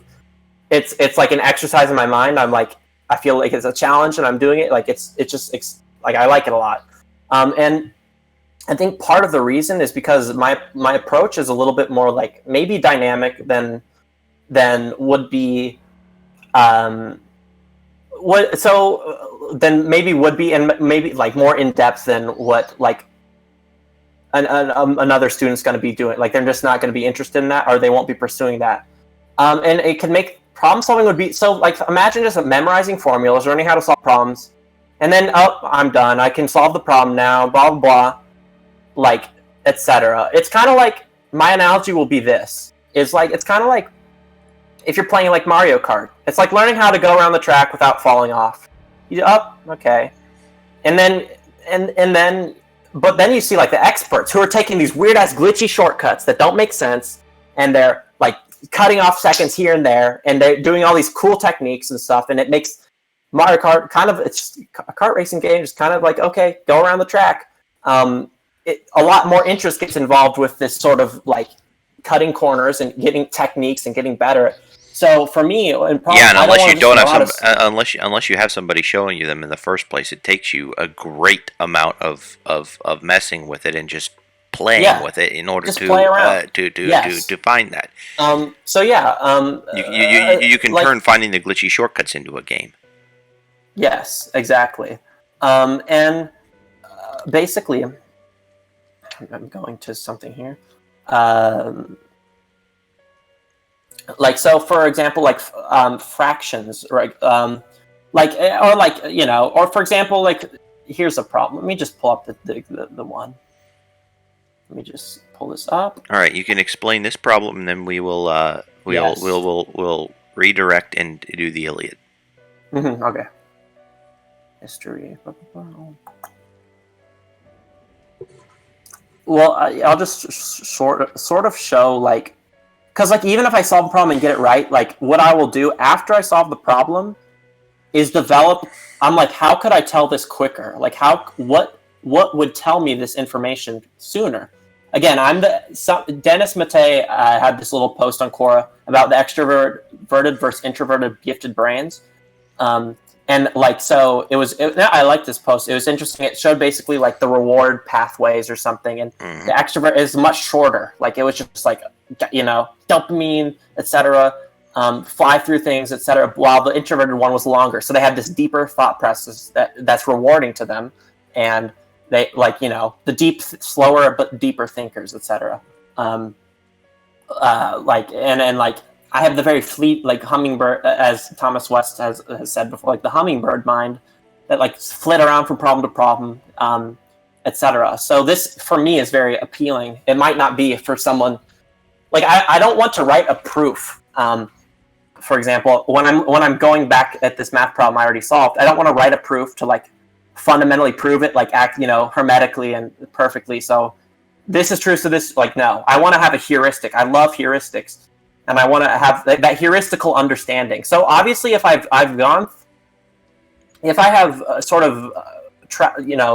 seen a problem and I have solved it and I got it correct, I have some basic understanding there. Now I can enhance that understanding and the fluidity of that understanding in my head, so when I see a problem like that, like what I do, I can, by kind of just closely looking at the problem again and just thinking about it from a very, very conceptual standpoint. And then, like, for example, so if you see, for example, here's one. I have it off the top of my head. I'm not going to go look for the test and stuff. I'm not going to look and talk. So, but the problem basically would have to do with something like this. So you have like x over y, right? And we're told that x is greater than y. So it's a fraction with, a larger numerator. So it's just greater than 1. And we'll say that x and y are also both greater than 0. So you don't get any weird sign things. And so then there'd be something like this, and it'd be like x plus 1 over y plus 1. And it's like, well, which one's, like for example, so it's like, well, which one is greater? Let me see. Can you guys see this? Yeah, x divided by y, x plus 1 over y plus 1. Right. Yes. So, and we know x is greater than y. Is it less than, or is it equal to? Yes, and x. Yes, right. Exactly. There you go. That's a GRE problem. I think this is like the exact one. I have it remembered, I guess. But basically, and this is what this conceptual. The reason I could recall this problem like to verbatim is because each part of the problem gave me intuitional cues about how the problem works. It's like an inductive method that's just being trained. Mm-hmm. So when I see x greater than y greater than 0, the big thing I see there is, well, I see them both at once, but x is being greater than y, but like there's no negative numbers. When I'm dealing with two... Yeah, I didn't hear x greater than y. Okay, that's easy. Yeah, x greater than y greater than 0. So when I see greater than 0, and my intuition says, okay, I know fractions, negative numbers come up, right? Like negative numbers can screw you over, and these sorts of, you can't make these like broad, okay, this one's greater than this one at all times. Like negative numbers screw it up. So since I know none of them are negative, I know it's going to be more predictable in that sense. That instantly tells me a lot. X being bigger than y, x being the numerator, that tells me even more. Now here's where like the actual intuition, more of the actual intuition that's not kind of just rudimentary, I feel like that everyone knows. So like the x plus 1, it's x over y or x plus 1 over y plus 1. Like which one's greater? X and plus this is where 1 over y plus 1. Let me think. I have to make sure. So I don't because I don't want to be wrong. All right. I got my... No, I can't go and take my whiteboard down. So which one is... So say that again. I'm going to do this on the back of a piece of toilet paper because that's the only paper I have around here. So it's x greater than y greater than 0. Okay, x greater than y greater than... And then... 0. Yes. And then x? And you have x over y, and you have x plus 1 over y plus 1 as the two different fractions. Okay. So if x is greater than y, so let's say we're talking 2 over 1. Is 2 over 1 greater than, less than, or equal to 3 over 2? And it is greater than. That's bigger. Why? And so, well, I'm not going to say the inequality or something like that, but I will basically go. I'll explain. You're looking at how different numbers proportionately change. Yes. With respect to each other. Yes, exactly. All right, is the percentage difference in between x plus 1 to x bigger or less than the percentage difference in between y plus 1 to y. Mm-hmm. And yes, so whichever one changes by a bigger amount is going to have a bigger impact. If the numerator changes by a bigger amount, then you're going to wind up, since both of them are positive, you are going to wind up having the number being greater. But if the denominator changes by a relatively larger amount, then you're going to wind up having it be less. So if we write it this way, and we talk about the left side or the right side of the equation, you wind up having, okay, so you start off with x, and then you have it, you go a particular distance. And since x is greater than y, then that means that y moves proportionately more than x. So that means you're dealing with a slightly bigger multiple of slices out of a proportionately much bigger pie. Yeah. At least that would be the way that I would look at it, and that would be the way I would think about it. So for me, basically, this is obviously not an extremely complicated problem, but the main thing I'm talking about here is the speed and the sort of instant understanding of what's going on in the premises. And then this sort of thing will actually, a lot of people would just be horrible at this, really bad.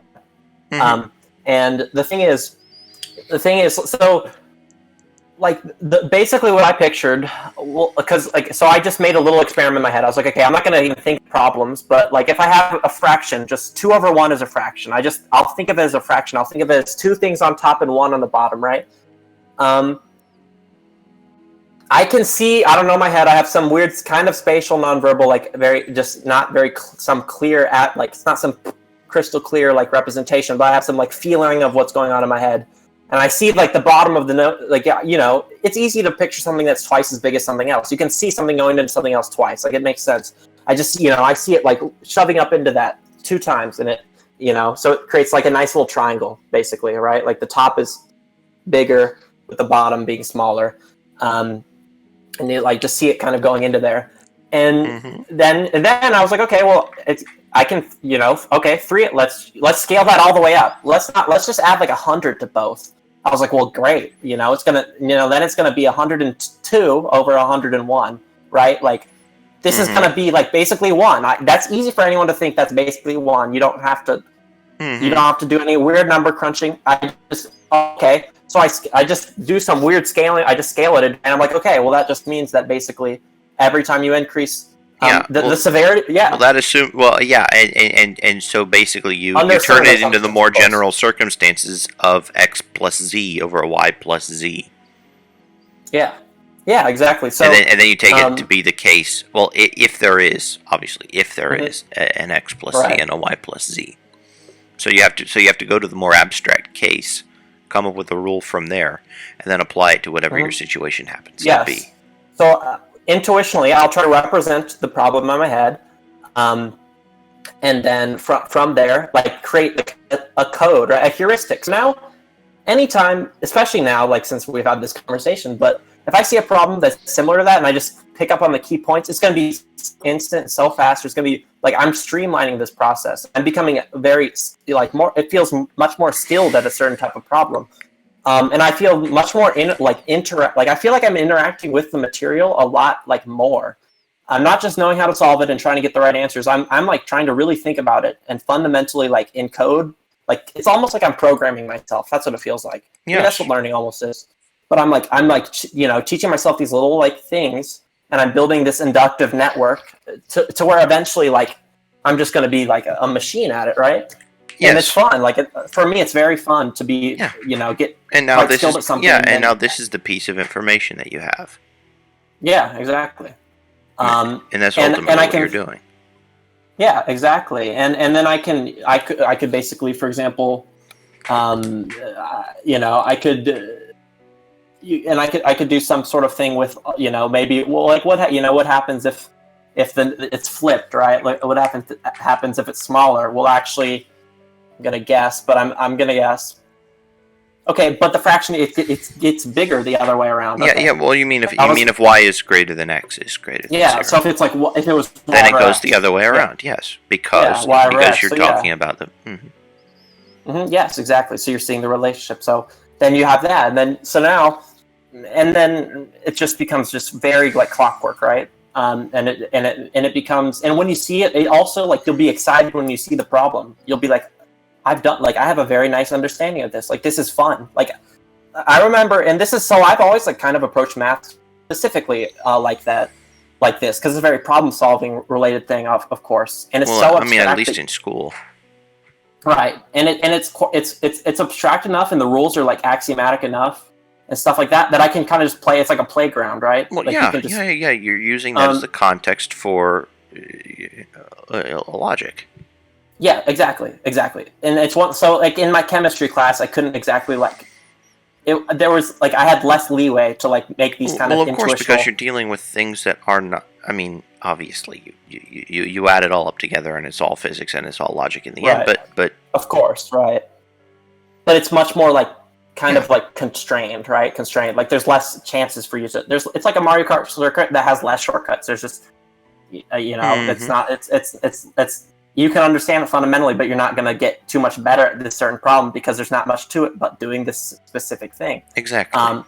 But I always listened to my teachers didn't like it. They told me to stop asking questions, but I would always approach problems in weird ways. Try to like just approach it as many times as I can, like see how many ways I can solve it. And like then I'd ask the teacher. I would come up with some fundamental, like I was like, okay, it's like shrinking the schema that you have for something, right? Like into like very condensed, like heuristics are very condensed on the bits of understanding. It's understanding that if you had to unpackage it, you could, but you don't have to. It's just instant, right? And it's wonderful, right? Obviously it's good to be able to do things quickly, but I would, I asked my teachers these kind of probing questions, and that's why they didn't like it, because for me it was, I wanted to, if my assumption is right, and my assumption about the problem is right, and the teacher says, yes, what you did will work, that means my heuristic for the problem is much more advanced. Then not only do I know how to solve the problem, but I understand why I could take it shorter here, why I could take this method, and I have not only like a spatial representation, I'll do this a lot, I'll have a spatial representation of the concept, like a nonverbal representation of the concept as well, and then I'll like play around with both of them interacting with each other. Mm-hmm. And so I'll have it's a problem from so many sides that I have like my toolbox is big. So when it came to the ACT, like math was, I remember feeling like it was like therapy. Like the math section was like like it felt like emotionally like just amazing. Well, because it's a certain way of processing that you're allowing yourself to do. Yeah, exactly. And I'm allowing myself to indulge in it. And so like it helped a lot, and it made it much more exciting. But yeah. And I'm going to suggest that we move on to the Iliad because we've already been streaming for 1 hour and 49 minutes and 19 seconds. All right. So, with all that,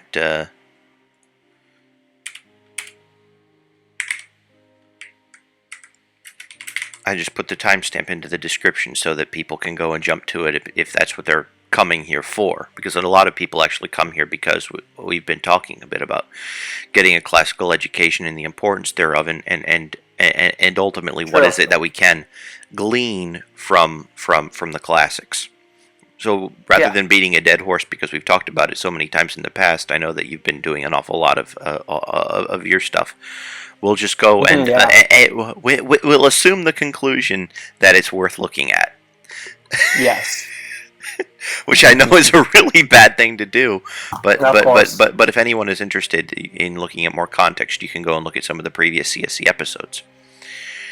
The context of our reading for today is the Greeks are coming to attack Troy in Book 2 of the Iliad, and we have just gone through the gigantic list of everyone who is on the warpath, and how they got in their ships and so on.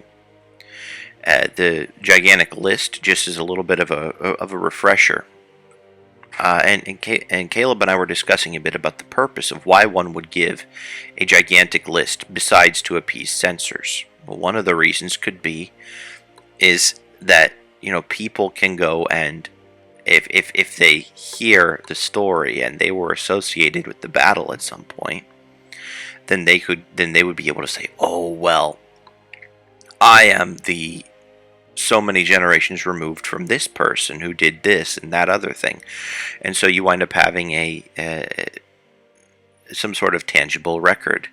And then the other thing is that if you wind up just going through this exhausting list, one after the other, after the other, after the other, after the other, after the other of people that are coming in, you begin to get a sense of the grandeur that was the attack on Troy. And then once again, I was just thinking, in terms of logistics and in terms of what it takes to conduct war, you also have to think about the advantage that a defender has and all these other different things, and ultimately it provides more context than if you were to just have said there were X number of troops. Or at least for somebody that isn't well versed in what it takes to win a war, or somebody who just knows this one little bit, my role in the war, or this is just a little bit about how war happens. It allows the situation to be at least both emotionally and somewhat numerically more palpable.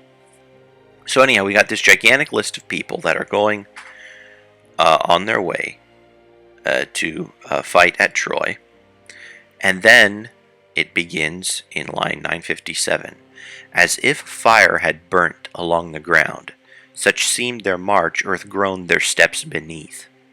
As when in Arimi, where fame reports, Typhoeus stretched the fires of angry Jove. Down darted, lashed the ground, so groaned the earth beneath them, for they traversed swift the plain. So, another thing we were discussing is why in the world is the language so vivid? I mean, first off, it's because you only have words, and your goal is to get people to use their imaginations. Your goal is to get people to engage with the stuff and to have a vivid picture in their head. Yes. But something I was thinking is, we now are very used to having a movie, and whether say again. Say, I didn't hear what you said. Oh yeah, right before. we now are used to having movies. That's something really big. Okay. Like the 20th I heard century. we are now in a movie. That is what I heard. Oh yeah, so we are now used to we are now used to having movies. Oops. I was like, we're making a movie, man. Oops. No. Well, no. I don't know if you actually said that, but that's just what I interpreted. Yeah, I don't even know if I heard it. Yeah. Oops. I'm just saying that's probably a function of the connection. But we've been having movies for so much of the 20th century that people have kind of let their imaginations rot, if that's become their expectation of a way to digest material. Mm-hmm. And so I've always had problems with movies, personally. But you go. Well, and whether you like them or not, the Lord of the Rings movies are an interesting example. The Lord of the Rings movies. I like them too. They actually didn't completely butcher my idea of what I pictured. Yes. Yeah, it was very similar. I think. I think it was an awesome. And I filled in because my map is not going to be as detailed as the movie. It just won't be. My imagery is not going to be. Well, your imagery might not be, but there were certain things that you can be like, yeah, that actually fit, or no, I think that I got it right when I was reading. Yeah, and you can still have that kind of interaction of yeah, well, this is what that other person thought. This is how the other person interacted with the material. But the whole point is that Tolkien also does this thing where he generates a very rich environment, and he's thought of all these different little, all the minutiae that just still wind up coming together and being of some significance. Like, he doesn't waste words. Mm-hmm. And so if you deal with the whole Middle Earth idea, and then the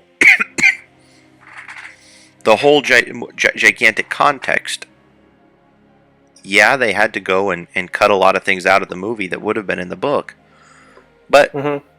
but ultimately you wound up having to start from that particular point. You wound up having to start from the book in order to make a movie.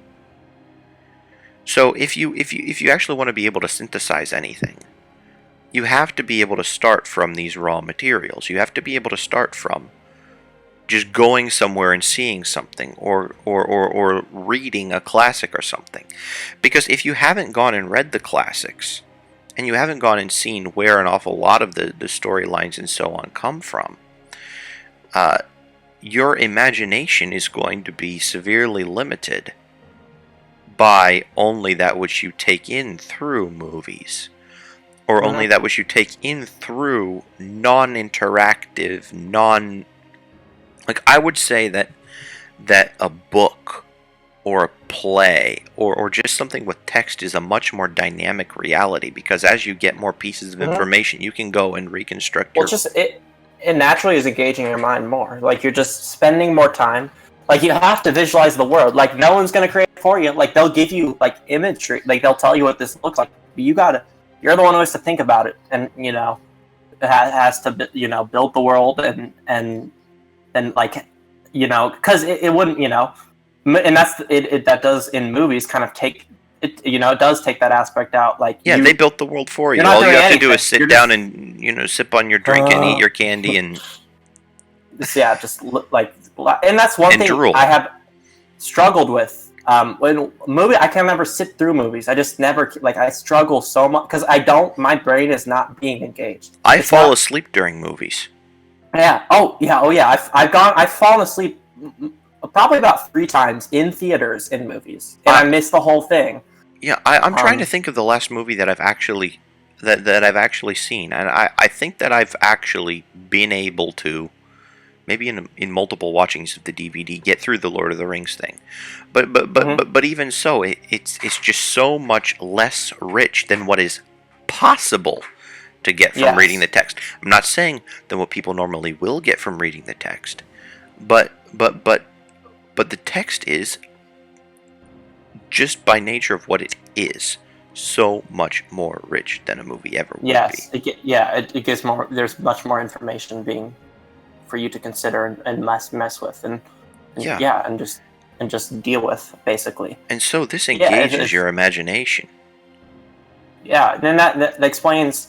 I just really like movies. I was like, God, I wish I could just like movies. Like, people like movies. Like, it's something people do, and they can just sit there for 2 hours and watch this thing happen. Well, it's because they are consumers of material, and they can't, or they've just dulled themselves to the point of not being able to produce anymore. Mm-hmm. Right, and like, even. And this happened to me with reading in general as well. I'm obviously an extrovert ADHD person who's like very dopamine oriented, and so I'm looking to be engaged. Like, as you can see, like what I talked about with the math before, I like being engaged in these things. Like, it provides meaning and value, and it provides entertainment, and like makes me like the subject, right? Like, if I just had to approach math in the most stale way taught in school, and I didn't have I didn't have time to play around in my head. Like, I had nothing to do in my head and work through problems and like try to solve it on my own and see what happens and just challenge myself. I don't know.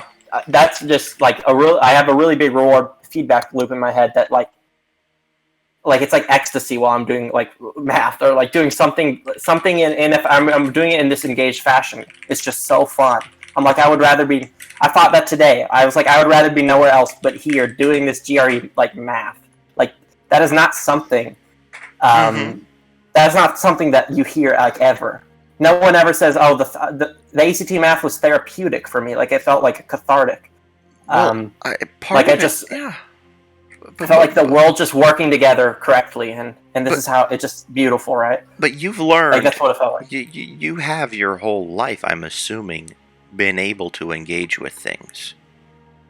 Yeah, I did. Yes, Like extremely. the fact that you were non-compliant in school probably saved your sanity. Yeah. Oh yeah. I was daydreaming all the time. I was thinking about. I was creating narratives for the other kids. I was trying out tactics on them, right? Like the little trying Yeah. to be like Yeah. just doing stuff, just kind of interacting with the world. I wasn't very interested at all with what other people had to say that I was doing.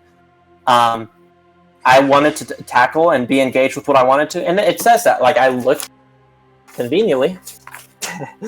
It basically said like that I was a very like it basically said I'm extremely active. Like that's what they said. Yeah, this Well, you're like really active. It just engaged. They said I will like, and the one thing they said, and this was me being like a bad censor. I didn't like there was intellectual like if I didn't understand it instantly, the concept. So if even details get presented to me at that time, like in the form of directions, I wouldn't understand directions. And then like if there's no concept for me to see, my mind shuts off. Like my mind still, I struggle with details a lot, but at that point, the S was just it wasn't there. So you're dealing with that plus overexcitabilities equals oh boy. Right. So I instantly feel screwed. I instantly feel like extremely frustrated. I remember that was my biggest thing. I would only cry from frustration. I would never get unhappy. Like no one would ever hurt my feelings. I would just only cry when I'm frustrated with myself, and I cried pretty often for a period in my life because I was just frustrated. Because like it was, it wasn't something I could seize. It wasn't like it's like a wall. Like it's just details. I'm not like my working memory can't construct it. I'm not like I have nowhere to work off of. Like it's like, and I thought these like it's too hard, right? Like it'd be math that I could definitely conceptually understand. Like many years before that, I would be like, my dad would try to show me, and I'm like, I can't do this, and he didn't know how to get the gap and like. Mm-hmm. He's like not had any like he's had teaching experience, of course, with the professor, but he's not a teacher person. Like that's just not something he's like cultivated. He's an explorer and learner, like first and foremost, and he understands things. So like I couldn't engage with certain material because I was so bad with details. But the physical world, on the other hand, so I was academically like, while I had early milestones for like speaking and like I read like pretty and wrote and stuff like that, I wasn't like the engaged kid who was in the book libraries. It just wasn't me. But I was extremely physically and emotionally active, engaging with people and engaging with like they said it with any physical tasks. I would persist until I'm at like monkey bars. Riding my bike, doing this, doing that. And, like, I wanted to engage in the world around me and do things. And being skilled at something gave me power, like freedom, right? It source back to freedom. It's like, and it's fun it's fun exercising freedom and feeling that, like, when you're rushing down a ski slope, for example, like just the wind and you have control over all this high speed and stuff, or driving a fast car or something. This has always been a very enticing thing to me. And within even the intellectual realm, having the freedom to just do what I want and construct the problem and try to solve it my own way. And like, that's just very liberating and it feels great. Like, it's just like awesome. And so like once there was a time there at some point, I became more like, I just started reading a bunch of books like that. For me, fiction was all like, nonfiction just bored the shit out of me because there's just details to me. I was like, well, the lion does that. Yes. Okay. That makes sense. This makes sense. But like, I wasn't like creating a narrative. There was no, like, my mind wasn't going. I was just kind of reading facts and I wasn't as, that just didn't do it for me. Like I loved the interesting world, like something that's so random. Like I'm not going to expect anywhere else. I'm not going to have this is not something I'm going to ever have seen before. People can do, there's no boundaries. And there's no boundaries for what I'm going to see from the characters, etc. And I loved reading fiction. I just loved Tolkien was one of the first ones I ran to. The Hobbit, I just like to spite my English teacher, and I wrote every essay about the Hobbit, and I perfectly construed. Like she got really like she's like, stop using the Hobbit. Like that wasn't even a book we were assigned at all. Like, but there's assignments where like, oh, pull from a book, and I would always use The Hobbit, and I would somehow force whatever theme they're trying to do in, because you can do that. You can do that. It's especially easy. as someone who loves making analogies. Like I can just fit anything into. Like I can make it. I can make the infant look normal wearing Shaq shoes. Like I can try to like force that to happen. Yeah.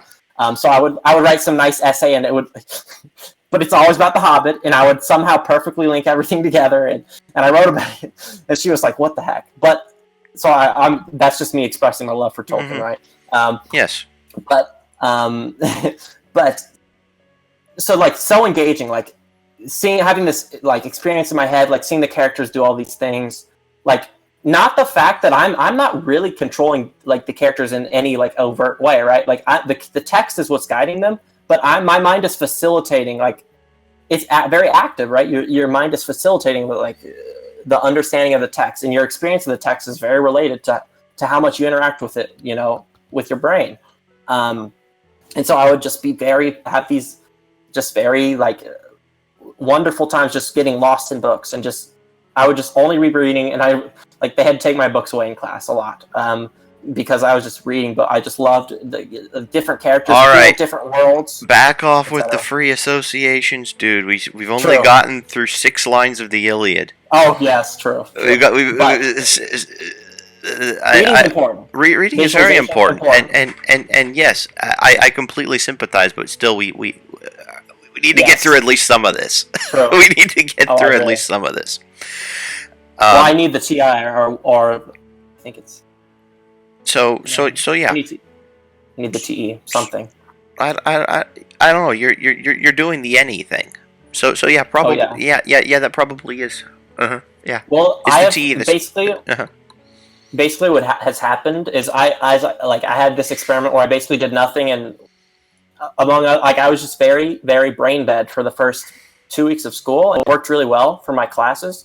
But these past 2 days, I've been very very, very intellectually active, like much more so than before, and like it just revs me the hell up. Like I went to bed at like 6 yesterday, and then I woke up at 8. Yeah, it's overexcitability. Let's yeah. So now we're talking about. I definitely will be more talkative in this sort of. Well, yeah, and I don't have a problem with that as long as we can actually get through the other stuff too. Yes. So Jupiter, who decided that he was going to sabotage. What part we're on? I'm on the Iliad. Book 2, line 963 now. Okay. We are the version that I have is. I need to go and. Or just on the internet. I don't know. The version I have is.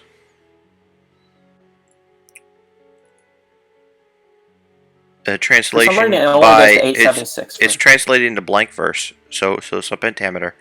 It's by Cowper. It was translated. It was translated in 17. No, it was translated in 17. What was it? 1791. I think I can actually. No, I can't, because if I go and I try to send it to you, I'm gonna have to open up the text thing. But I can put it on WhatsApp. Yeah, go ahead, do that, please. I would love to read along, because I just really. Yeah, I mean that might facilitate matters a bit too, because you can then associate and then jump back and forth with the reading. Oh yeah, yes. That's one thing, is because reading is like you're taking in sensory detail, so it's harder for me to take that in like secondary. Like it's hard for me to like listen to someone reading a book. Yeah, there you go. They have a lot more like emotional stuff going on, and it's much easier for me to pay attention. All right, so you'll be receiving a WhatsApp file here in just a bit. All right, cool. Assuming that I didn't. There we are. So, Book 2, line 963. And now from Jove with heavy tidings charged, wind-footed Iris to the Trojans came. So, context here is that Jupiter wants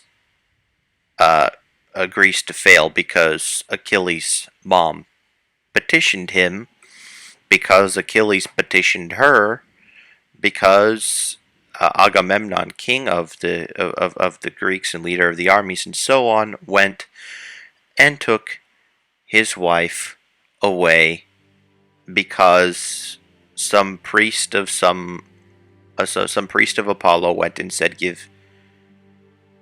took away Agamemnon's wife because the gods were angry and all the rest of that crap. So there's this gigantic, huge. But either way, you have the thing that the gods now want, or at least Jupiter now wants, the Greeks to lose. So, and now from Jove with heavy tidings charged, wind-footed Iris to the Trojans came. It was the time of council when the throng at Priam's gate assembled young and old. Them, standing nigh the messenger of heaven, accosted with the voice of Priam's son, Polites, he confiding in his speed, for sure deliverance posted was abroad, on Acetus' tomb, intent to watch, when the Achaean host should leave the fleet. The goddess in his form thus them addressed. O ancient monarch evermore, speaking, debating, as if all were peace. I have seen many a bright embattled field, but never one so thronged as this today.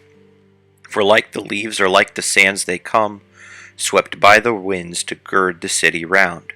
But Hector, chiefly thee I shall exhort, in Priam's spacious city our allies, collected numerous and of nations wide, disseminated various are the tongues, let every chief his proper troop command, and marshal his own citizens to war.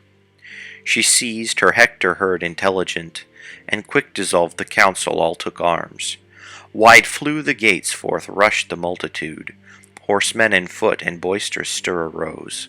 In front of Ilium, distant on the plain, clear all around from all obstruction stands, an eminence high raised by mortal men, called Batea but the gods the tomb, have named it of Marina swift in fight.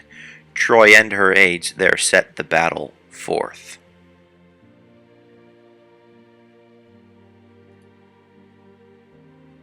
It's going to be hopeless on my phone. I'll say that. I'm sorry. But it's fine. No, there's no worries. It might be possible for you to then send it to yourself or something of that nature, or me to just send it to you later. Oh, you're cutting out? It might be possible for me to then send it to you at some other point. I mean, it's here on, but that's in prose, as you said. No. Maybe it's right here on. You have a prose version. Let's see. The connection seems to be screwed. Yeah, I think the connection is actually screwed on your end because my end is still. I'm still streaming. Okay. There you are. Yeah, it's probably me. My Wi-Fi. Were you using your phone to connect to Wi-Fi too? Yes, that is. Nope. Nope. Wi-Fi's off on my phone. Okay. It's actually just the Wi-Fi's sometimes kind of spotty. Well, you're also at not horribly so. Not horribly so. I'm on like it says the Homer. It says Homer Iliad book 2, and I'm on like the full translated one. But it's different. Are you the Cowper translation? William Cowper. Let's see. Translated. Okay, this is some A.T. Murray. Let's see. Yes, I'm just doing the Cowper translation because it's a really old one. It's in the public domain, easy to find, or supposedly easy to find, and it's not prose. And the reason that we have blank verse is just because it's easy. It's easy enough to read. I'll just go to Spark. Here's Spark Notes. Perfect. Oh no. It's like if the prose wasn't bad enough, then you just go straight to Spark Notes. Spark Notes. Oh my god. It's like, but the whole point of the point of having it at least in some sort of meter is to get an idea at least of what is intended, and just having the little bit of meter allows you to almost. Well, you know how, for instance, if you're talking with somebody and you're actually connecting with someone, how you often wind up starting to use similar words, you wind up mirroring body language, you wind up doing all these things. Well, Mm-hmm. you can do the same thing with having a common body of knowledge, and it really, really helps sync people up if you wind up having some sort of a poetry or something rhythmic to get people in the Yeah. same general frame of mind. And so it wound up Yeah. being a Yeah. really, really good way that people went about telling stories. And even though it was a little bit less efficient in terms of ideas per words kind of a thing, it wound up dragging people through and leading them through the kind of path that you wanted them to take through whatever the work happened to be. Well, I would like that a lot. For example, I recently it's more of like kind of like like shock from not doing anything and then like getting back into it. But like when I some of the verbal questions I missed first were like just me like reading like a sentence. There'd be a period. I didn't see the period, and I pictured like a semicolon somewhere. So, like I'm interpreting the text, but I'm not actually reading it. Right? I'm not like closely reading it. So then my interpretation and like the intonation of and stuff and how I'm reading the sentence in my head is like completely wrong because I'm not actually like I'm not looking at it close enough. And then my mind's filling in the gaps and the narrative still makes sense, but it actually like I fundamentally screw up, like I just misinterpret. So I think this kind of like well, I had to do the who, what, where, when, how thing. Like that helped me a lot, just like keeping on track. And then so I like fixed that problem pretty much. But I think this like structure, like this nice like rhythmic going through it, right? Like very maybe predictable structure and just rhythmic. I guess I'll leave it at that. Like I think that like can help you find like a nice pace in reading and like good clear interpretation. But that could just be me guessing. But I mean, it is me guessing, bro. I would guess that your guess is pretty much spot on. People love rhythm. I mean, it just like if I think It's about Copper's like translation.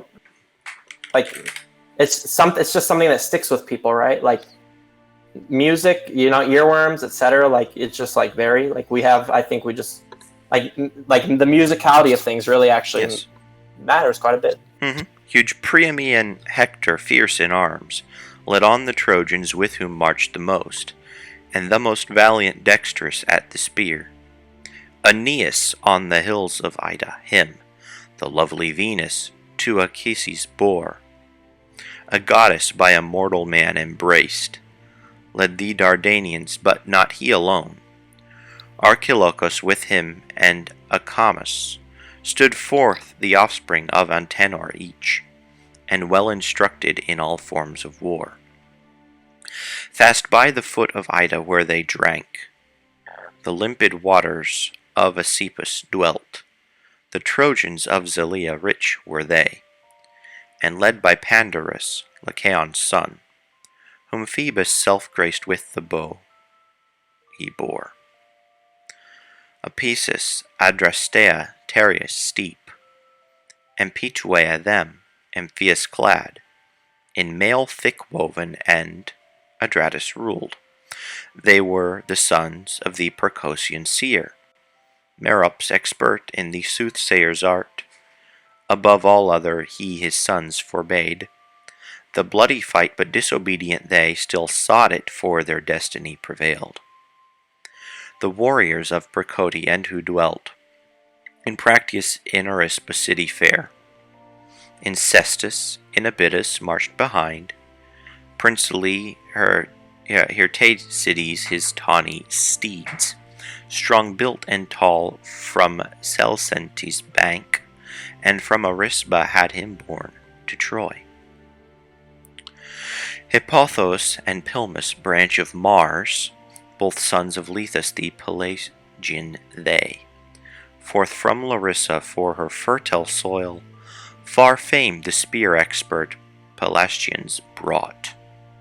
The Thracians, all whom Hellespont includes, within the banks of his swift racing tide, heroic Acamas and Pyrrhus led, Euphemus, offspring of Tiresianus' son.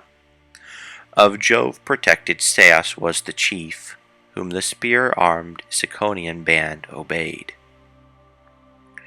Scorpionius archers followed to the field. Perechmes they from Amydon remote were drawn where Axius winds broad Axius stream, diffused delightful over all the vale. Belemnes, a chief of giant might, from the Aneti for forest mules renowned, marched with the Paphlagonians dwellers they, in Sesamus and in Cytorus were, and by the stream Parthenius Chroma these sent forth, and those Agialus on the lip, and margin of the land in some the heights of Erythini, rugged and abrupt. Epistrophus and Odious from the land of Alabi, a region far remote, where veins of silver wind led to the field. The Halizonians with the Mysians came, Chromis their chief, and Anomus him skilled in augury, but skilled in vain his art, saved not by Acides the swift. With others in Xanthus slain he died. Ascanius lovely youth and Phorcys led, the Phrygians from Ascania far remote, ardent for battle the Moenian race, all those who at the foot of Tmolus dwelt, Mesthles and Antiphus fraternal pair, sons of Palemenes commanded both, of the Jaian lake in Lydia born. Amphimachus and Nastes led to fight the Carians, people of a barbarous speech, with the Milesians and the mountain race of wood-crowned Phthira, and who dwelt beside Meander or on Mycale sublime. Them led Amphimachus and Nastes' sons, renowned of Nomion, like a simple girl.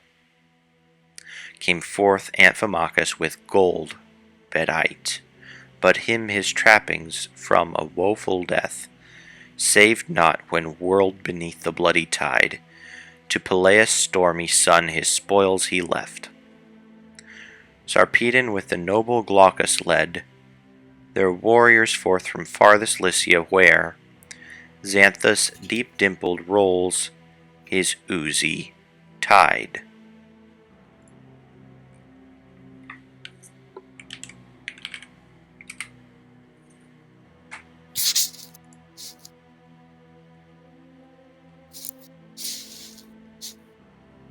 And so we have everything all set up for the big battle which is to come in the following book. You have a gigantic list of the Greeks that show up to fight, and a not quite so gigantic list of the Trojans that are there to defend. And it's interesting because you can go and look at the list of characters on both sides and then see that there are some that also appear in later works.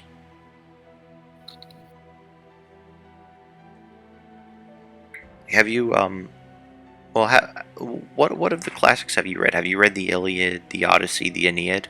None. Probably none. I'm classically ignorant. It's they're especially the Aeneid. Mm-hmm. It's the Aeneid's one gigantic reversal. It's like you wind up getting the Iliad, the sack of Troy. Then you get the Odyssey, Odysseus' journey back home after the war. Mm-hmm. Basically getting stuck in the Aegean Sea and not being able to get back home.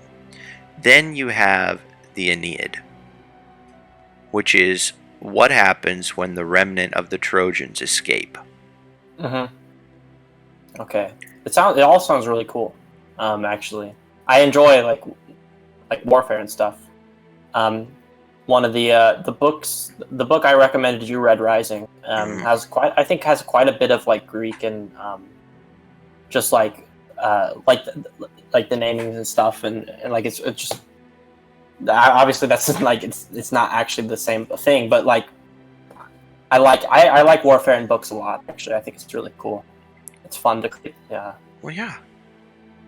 And then because it's such a it's something you're not really going to be you're probably not going to be exposed to in real life, right? Like, it's just, You don't know. you know, You don't know that. you don't know.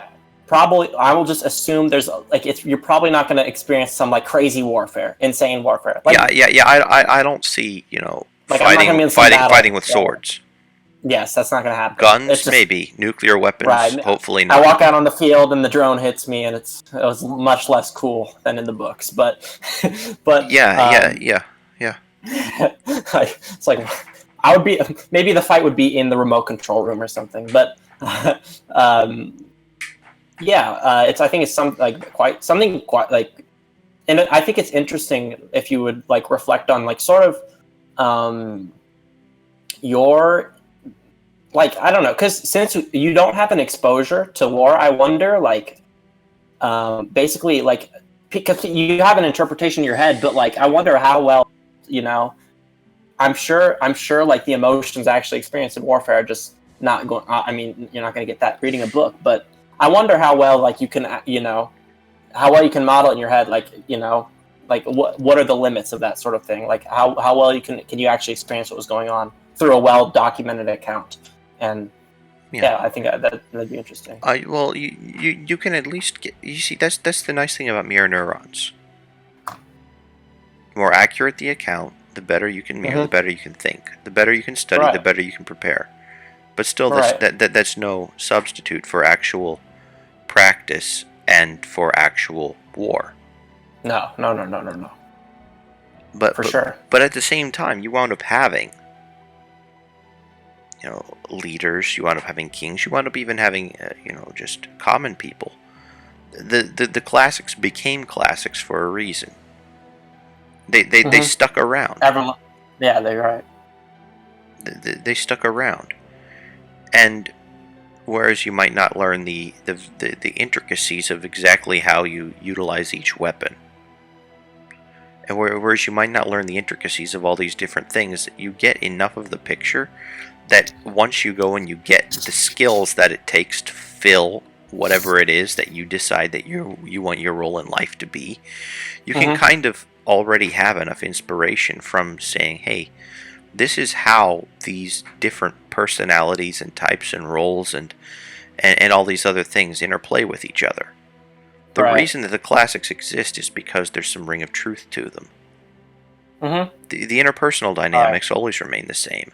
The thing just is, okay, are our fights in the battlefield? Are they in the boardroom? Are they are they just trying to get our will through whatever aspect of life we're doing? That specifically about Red Rising, the book. I don't want to be some like ad for it. I really just enjoy the book, but like sort of there's just so many layers of circumstances on top of each other, right? With characters, especially in a big. I mean, this is a book with many characters, with war, like fight scenes, and it's futuristic and stuff as well. But it is interesting, like just like as sort of an analogous example to like the sort of things we're talking about. Like basically, sort of like it sounds super banal to say, but like all of the different, as you say, like the different fronts and the different like environs that combat is like, there's like very like political sorts of combat going on, like cultural sorts of things happening, and then there's the specific, like there's just so many like essentially interactions and so many different like reading about it definitely is going to, because these are not situations you might not find yourself in, but theoretically, especially with these political type of battles, I think you can really insert yourself in that. Like you can imagine the political tension. You can imagine these characters like that have like, they want to stab each other's backs and stuff, like that sort of stuff. I think that like is extremely compelling. But yeah.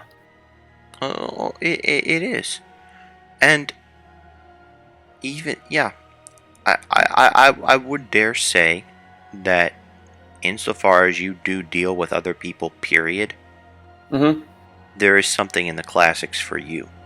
Yes. Oh yeah, there is. There's definitely. Yeah.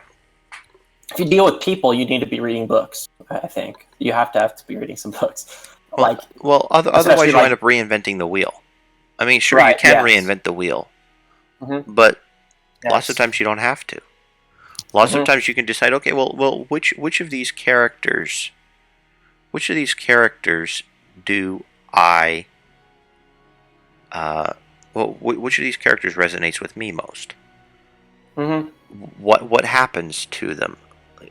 Like you can be somewhat just due to the way that the way that semi-fictional works do still carry truth, or even just pure fiction does carry Mm-hmm. some semblance of truth to it. You can go and see, well, okay, this is how things worked out for this imaginary character here. Is this the kind of a Right. result I want to have in life? Yeah. What's the what I mean, are the circumstances surrounding my situation the same as the circumstances surrounding his, etc.? And ultimately it forces you um, to look at your own situation from a third person perspective and try to be as Mm-hmm. honest as you possibly Well, that's can. mindfulness. That's mindfulness right Yeah. there, basically. And it's like, okay, Where you zoom out of your person and you just see what's happening, and like feelings, emotions, and stuff. Like, if you look at it, because when you're looking at a character in a book, as you say, it's the third. Like, you're observing it happen. You're engaged in it, and you're in. Your mind is the book going on, but you're not at the same time physically there. So, mm-hmm. like, you can just really. I lost the train.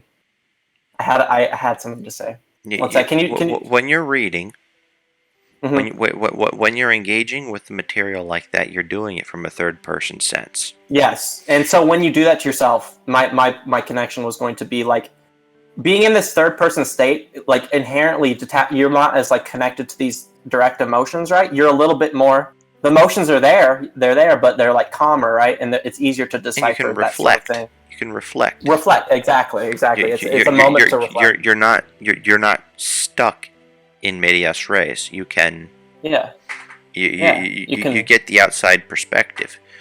You can right. you can get a 10,000-foot perspective if you read the whole thing. You can zoom in, you can zoom out, you can kind of pause.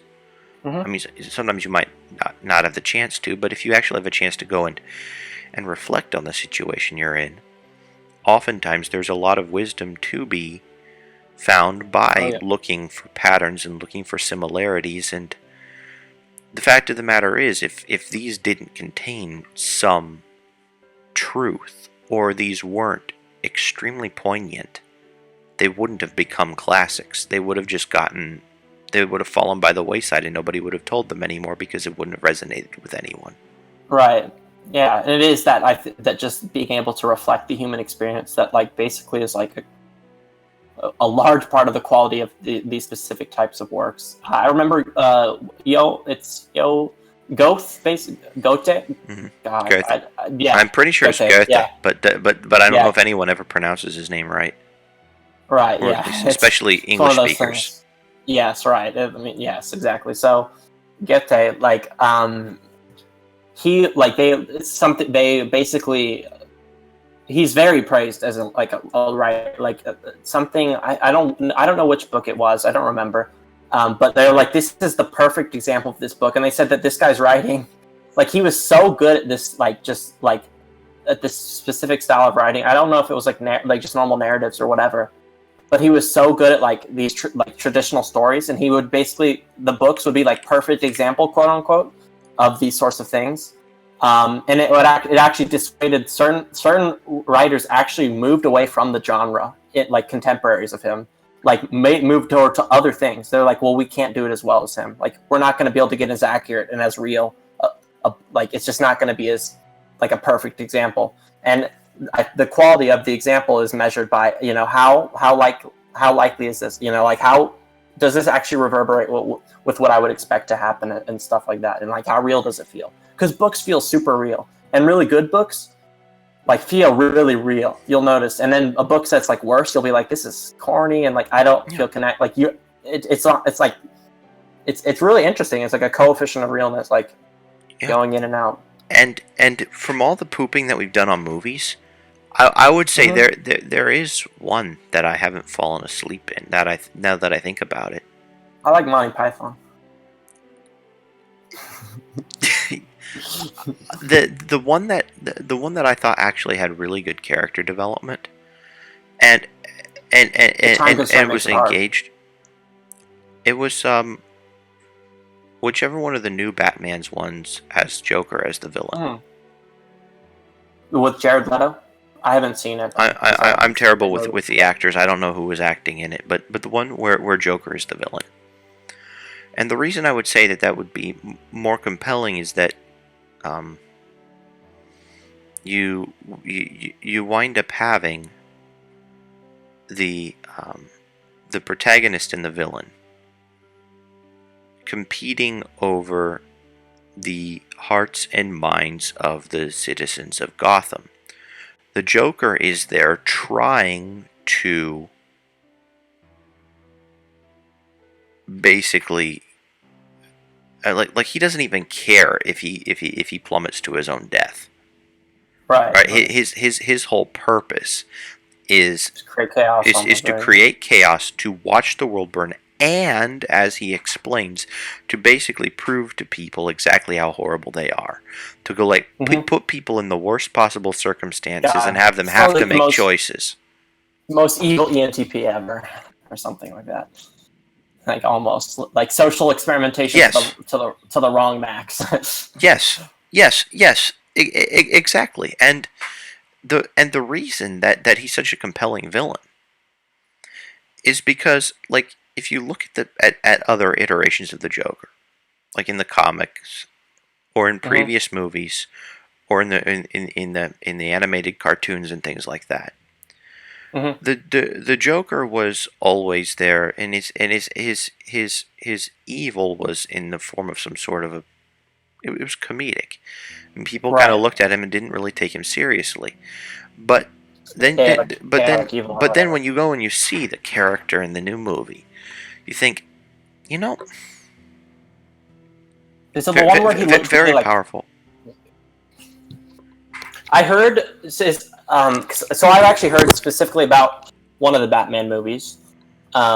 Maybe it probably is the same one that you're talking about because there was a newer one with like the girl with the bat, the weird girl, like Harley Jade, and then Jared Leto, who he had like a grill and he had like tattoos on his head. The Joker. It probably wasn't that I don't Joker. You're think probably thinking of the he one with didn't long have a hair, grill. He didn't have a grill. like stringy long hair, right? Like the kind of greasy like Uh-huh. mop hair. Yes. Okay. Hmm. So this is the actor then. I heard like on set, the actor just like he like tried to embody the role, like tried to be like become the Joker, like so he started doing like pranks and stuff, and like he really like his acting was so convincing that I actually like scared set members. Like this actor, they're like he embodied the character so well. That's what I've heard about this specific Joker. I'm pretty sure, and how they're like incredible. Like they're like God. It's like the real thing's there. It's actually really like disconcerting, It's like, yeah, even though he's just an actor he's on not set. joking, although he is. Like this is all Yeah. one gigantic farce to him. Right. Yeah. But the way that he relates to it, and the way the character is portrayed, Mm-hmm. and the way the acting is It's just him so like getting amazing. in the character. And the reason it's scary is because you can actually think, well, you know, maybe it's partially relatable because, you know, deep Mm-hmm. down, Yeah. Yeah. deep down, we know that And that's like that we all do have, at bare minimum, a dark side. That like we're not completely benign. Nobody is completely benign. That's just, at least from what I've seen, that's not a part of the human condition.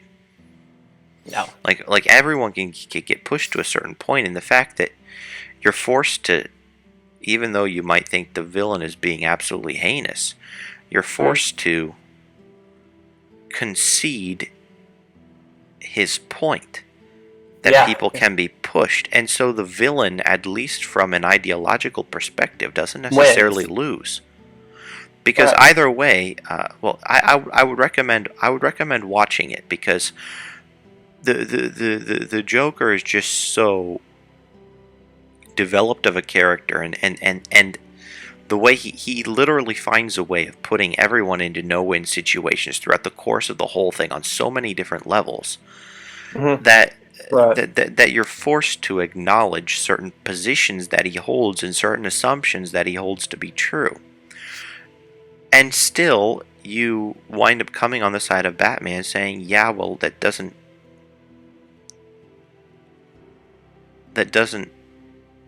preclude me from doing my duty. That doesn't preclude me from at least trying to stench the evil, but now, or to I can't even think stench, to staunch, to quell Mhm. the evil. But Right. but just due to the nature of how complex things are, and due to the way human beings are, and due to the extremely fragile nature of everyone and everything, that really makes being a hero difficult. Mm-hmm. Yeah. Oh yeah. Being a hero would suck. I would never want to be a hero. And I know a lot of. Like, I mean, obviously depends. If it's something like, for example, I would say like if I have some aspiration in life and something I want to give to society or something. I'm speaking like a hero like Batman. Like I don't want to do that shit. Like that sounds really hard. Like That role would suck. Maintaining your public image like that, like hiding, like the political fluff alone. And then is having just the like, police hating you, having everybody yes, wanting exactly. having everyone being against you, and still actually being in the right. Yes, exactly. That is not You're an like, easy God, role to pull off. This is so unrewarding. So unrewarding, yeah. Like literally, the Joker goes and shows exactly how difficult it is to be Batman. Mm-hmm. In so many different aspects. It's like, okay, well, what are you gonna do when you have the politician Harvey Weinstein goes and becomes bad? It's like, well, okay, you wind up having everyone who knows anything about the way he died covering it up because you need to have some sort of a squeaky clean image for people to hang their hopes and dreams on. Mm-hmm. Otherwise, the whole town is going to fall into I mean, if you haven't seen the movie, just and if you have Netflix or something like that, mm-hmm. I highly recommend watching it because it's the Dark Knight. I don't know which one it is. Which is Dark Knight Rises? Rises? Is that the one with Joker? I don't know. I just guessed. I've heard that name. It's Right. There's a lot of movies, I think, so that's the thing. It's in and Joker is quite prevalent in many of them. Heath Ledger, I think. Heath Ledger, yep, Heath Ledger. That's the Heath Ledger. It's the Dark Knight. That's the one everyone was said was very, very convincing or something. Okay, so here we are. Yes, Heath Ledger. The Dark Knight. Is it just 2008 or 2012? Is The Dark Knight Rises? This is the. And it's a trilogy. The Dark Knight. I mean, just like a Batman movie. The Dark Knight. Okay. It's like if you want an intense movie that you won't like sleep through, yes. or at least it gives you a good chance of not sleeping through it. Mm-hmm. That one actually does a good portrayal because it really high IMDb. Well, it forces you. Ratings. It actually forces you to be engaged, as opposed to just be there and passively. I mean, you can passively, but then an awful lot of the subtlety just isn't going to hit you. You're just going to be like, oh well, there's some action, some other stuff, and people, if you're that way, you're going to think that it's boring. Because you don't have the slapstick, you don't have the, and it's not absolutely horrific from a sense that lots of the things the Joker did could be graphically worse or something, but from a psychological perspective, yes, that actually raises really good. Yeah, the storyline is awesome. Not gonna do it. It's like, oh, if it's so realistic gore, that's not gonna do it for me. It has to be the psychological stuff that is gripping. So if there are any movies that wind up ever becoming classics, and I know we don't have the hundreds of years to see, I'm going to guess that movie will still be around. I think it is already kind of a classic as far as how people consider it. I mean, obviously it has extremely high ratings. I've heard amazing things about the acting and stuff. And I don't even care about movies at all. I don't watch movies. I'm not someone. I don't watch any movies really. I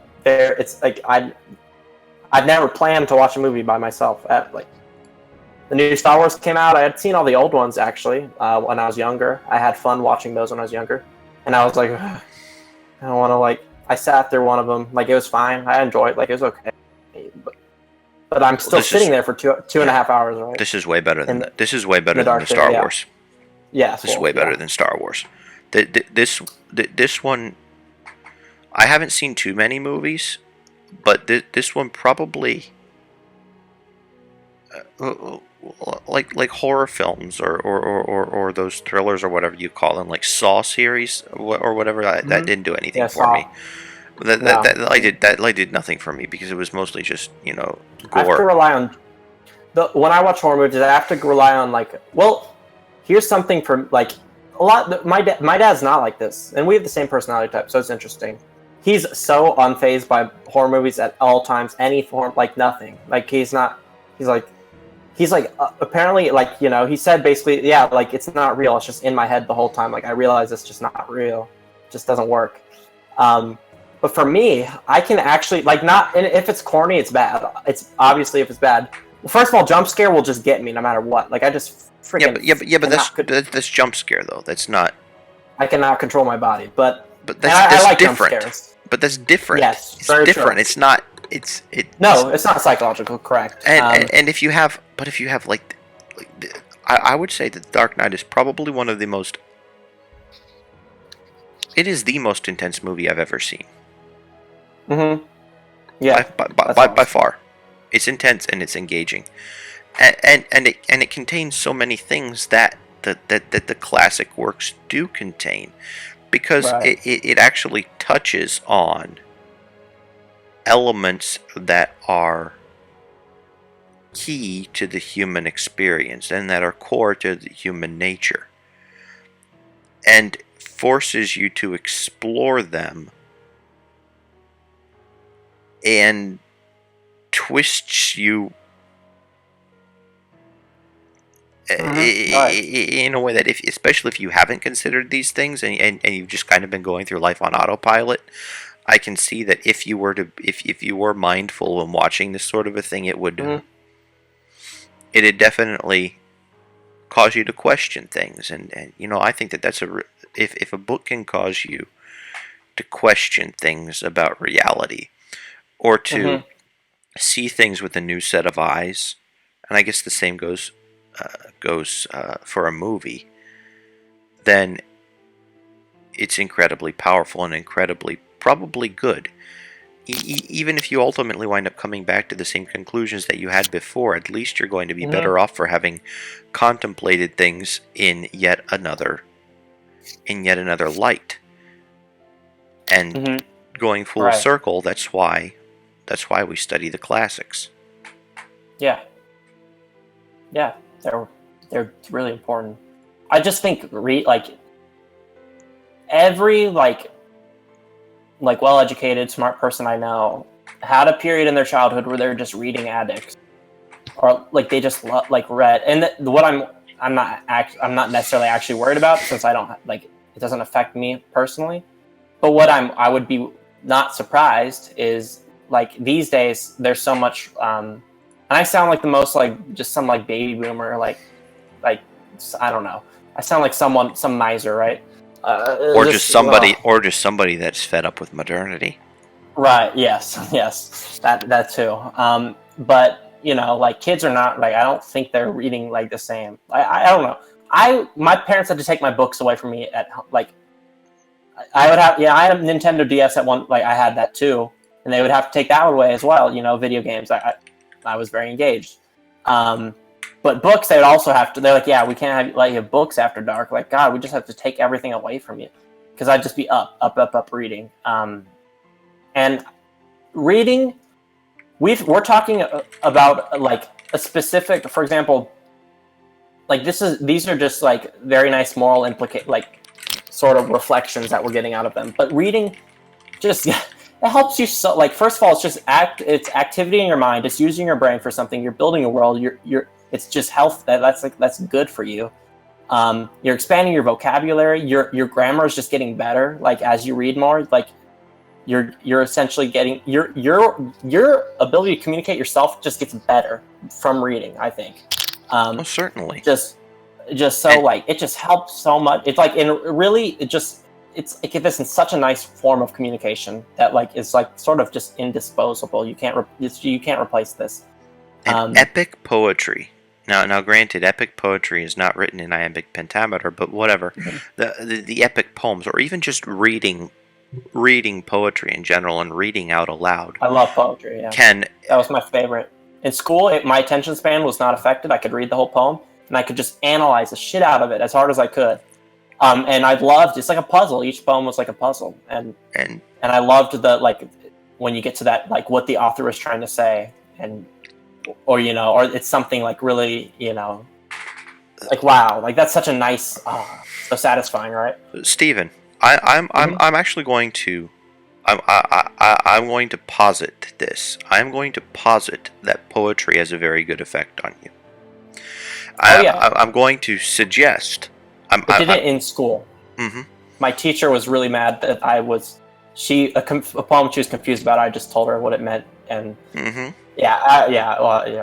but whatever. I liked poetry in school, no matter what. I'm going to make the suggestion that when this video finishes buffering at some point, get to the point where we start at line. What was it? 963. Yeah. So you'll have to just send it me after the stream, but because like the phone thing is like annoying. Yeah. Well, I'm not saying that you read. I'm saying that watch yourself while I'm reading. What I just watch yourself while I'm reading, and then listen to yourself for a while after the poetry is done. You speak. Did it calm me down? It completely calmed you down. It's like I think that this could potentially help with ADHD. Like if you made a poetry reading a regular thing. Well, yeah, I love hearing just narrate. And here's the thing: is I got like mostly nothing. Like I heard characters. I kind of got that they're they have a big war they're going to, but I just heard like the rhythm of your voice, like mostly. And just I loved when I was little. We in the car rides just books on tape, and there would always the narrator was always some guy with such an amazing voice that's like so nice to listen to. And he does the character so well. I listened to Harry Potter on tape. And yeah, like it's just I would just look out the window and imagine basically just be hallucinating, right? And just it's really nice. Of course, it's wonderful. People reading like it is a calming sort of thing, right? Yeah. And I was getting and I was getting so revved up. I was I was really like I was stimming so hard over here, and like. My mind was I could feel like just shooting off at everything kind of, right? Like the very very overexcitable. And like but yeah, that's true. It did seem to have that effect. Like in retrospect I can like notice more calmness in general. Like now, like I'm even now. So that's awesome actually. So yeah. And Alex, and we won't go with who Alex actually happens to be, but I actually when Alex revealed a name in the chat, I actually went and deleted it from yesterday's, or was it the day before yesterday's stream or whatever, Sunday stream, something like that. But we'll just say when Alex, what Alex says is interesting because I would say that both of you have a very similar personality type, and I have the shadow of your personality type. Yeah, we have the same personality type, and I think it helps both types, albeit in very different ways. Like I think it would calm you down, and it helps to improve my organization. It helps to improve my ability to articulate. And Poetry? yes, Okay, yes. Makes sense. but I and think the way rhythm- that it does is just different for someone like me than for someone like you. It gets me into a certain mental state where I can more clearly and naturally say what comes to mind. Right. Like, you have this thing where you start I just doing this any fountain, yes. and you're Oh, going yeah. and you just start I spewing every lose which it. way. And I do Oh, this yeah. thing where I And I lose it. I lose track. internalize. Yes. Which you have been doing today during the stream too. Is like, oh Yeah. no, help, help! Oh my Yeah, God. and then I'm here And busy it is- trying. It's like I'm following exactly what you're saying, but I'm following it with NI, and the T doesn't have a chance to interrupt. But then for me, the situation is I go and I oftentimes go and retreat into myself in order to analyze something or in order to look at something, and so I wind up getting all these unnatural pauses in the middle of when I would go and say something, or I wind up not necessarily being as fluent in communicating something as I could be. But if I go and I read poetry for a while beforehand, and I actually allow myself to get carried away by the meter and so on, it puts me in a frame of mind of being able to access my thoughts in a way that's more conducive for communicating them. And it does almost exactly the opposite. I would. Yeah. No. For example, when I like spout off, because I love trying to convey the idea, right? Mm-hmm. And the thing is, the problem there is, it's my mind is just going so far ahead of like what's going on that I'm just like, I'm understanding everything that's going on, but I'm like, exactly, right, guys? You're opening your mouth, and I'm not opening my mouth. I'm doing exactly what you're doing, and I'm just like, then I'll go and have this false start, be like, no, wait, I need to go back a little further. Say something else. No, I still need to go back further. And then finally, after going and having this unwieldy silence, I can finally go and say the whole idea from start to finish. But it takes those false starts for me. Then for you, you don't have the false starts. You just have stream of consciousness. Oh yeah. And both of those extremes are for people that aren't stuck with having that kind of a way of processing the world themselves difficult to follow. Oh yeah. And so that's why poetry. Yeah, no, I was having trouble like when I first. So I've been taking my ADHD medicine regularly now that I'm done with the brain dead experiment. And like when I first took it, first of all, my mind was suddenly like, it's active again. Like suddenly after 2 weeks of just deadness and just slot, like it's suddenly very active. I'm wanting to do things. I got so like, I was like in ecstasy, like so. Like, and I was thinking about like, I was thinking about variance, love, and freedom, and I was just going through thought loops. But it's really what Thomas West, it was just mental masturbation to like the max. Like I was just like, oh, and I couldn't even follow my own thoughts. Like I was understanding things before I was actually like really like creating. Like I tried to have the narrative to myself, like explain it to myself in this nice cohesive way. Because it's satisfying to say something.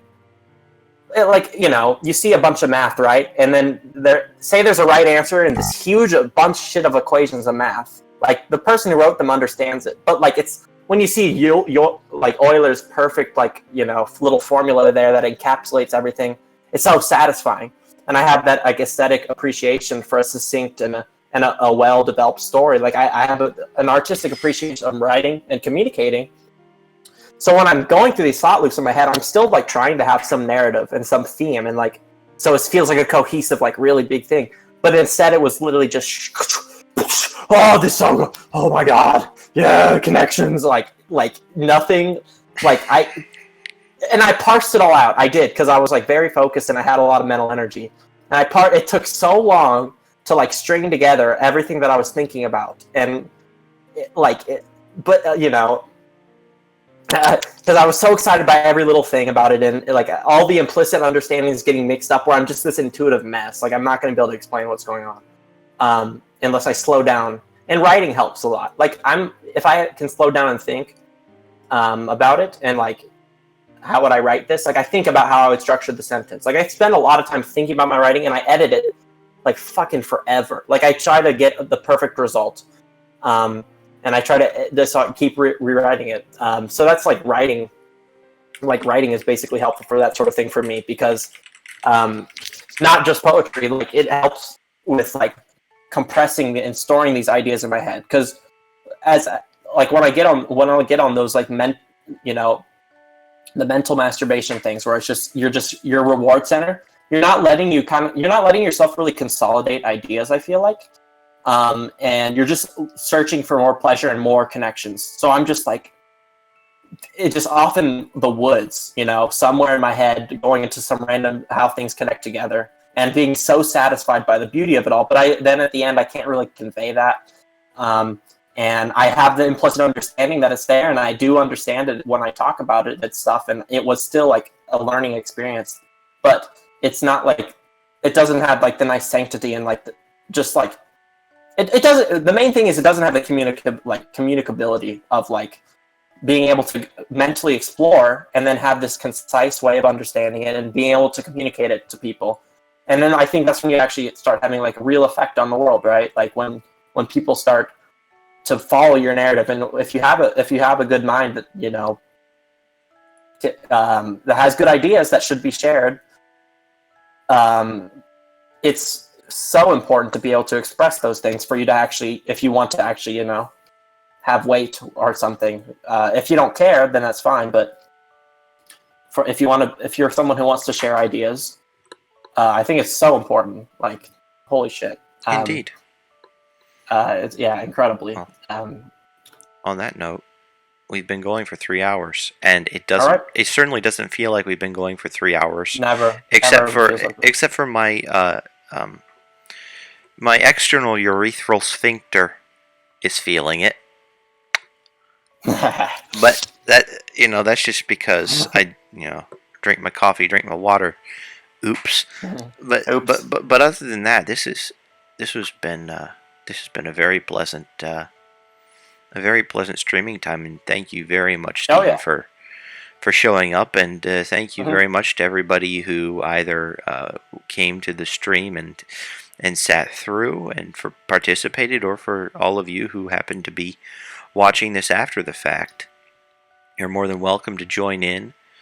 Tomorrow I'll be streaming again at 9:30 p.m. Eastern Time. Hopefully this time I actually have my Eastern Time right, as opposed to thinking that the clocks are turned back at the wrong time, or at a different time than what they actually are. Yes. Well, I'm sure we'll get it this time. Yeah, well, it's my fault. Completely my fault. I have this little difficulty called looking at the calendar and thinking. So my difficulty is knowing. Yeah. Oh yeah. That's what I have the exact same difficulty. Interestingly. Yeah, and I have the calendar over there, and it actually doesn't specify anything about when daylight savings time begins and ends in the States. So, oops. Although there's a very defined difference between ours. You said you have a problem with looking at the calendar and thinking. I just have a problem with the first part of that. Like, just even going to look to the calendar. I haven't actually tried to. I haven't got to the thinking. Well, I don't have much of a choice in the. I don't have much of a choice in the matter, because it's right there. True. I can't avoid having it there. It like literally, if I. Yeah. Mm-hmm. My wife is. She's more the keeper of the calendar, and she needs to. Yeah, she needs to lay it on really thick in order to get me to write anything there. So. Yeah. Oh, yeah. Guess that tells you a little something. My mom also uses a calendar, and my dad also doesn't use a calendar. Mm-hmm. And that dynamic actually happens to be very helpful. Oh, it's a wonderful. Because you can have division of labor. Oh yeah, it's perfect specialization. Yeah, like one person being really great at one thing, and the other person being crappy, and then you get combined, and it's very functional. But then you have my wife. Person, yeah. And you have my wife, who's good at keeping the calendar. Mhm. and then me who's good at logistics, which forces us to effectively communicate. Otherwise, nothing Yep. gets done. It's Right. it's There you go. it's hilarious. Right. But Oh, anyhow, yes. it's actually probably about time for me to, if for no other reason than peeing, and then also wanting to be able to have my kids be able to come from the other room into here Mhm. for a little bit Yeah. of time. Right. So thank you everyone for tuning in. Mhm. Thank you, Steven, and we'll Yep. talk to you later. Bye. Yep. Thank you for joining us. You too, especially Alex. That's what I was gonna say. But oh well. Bye.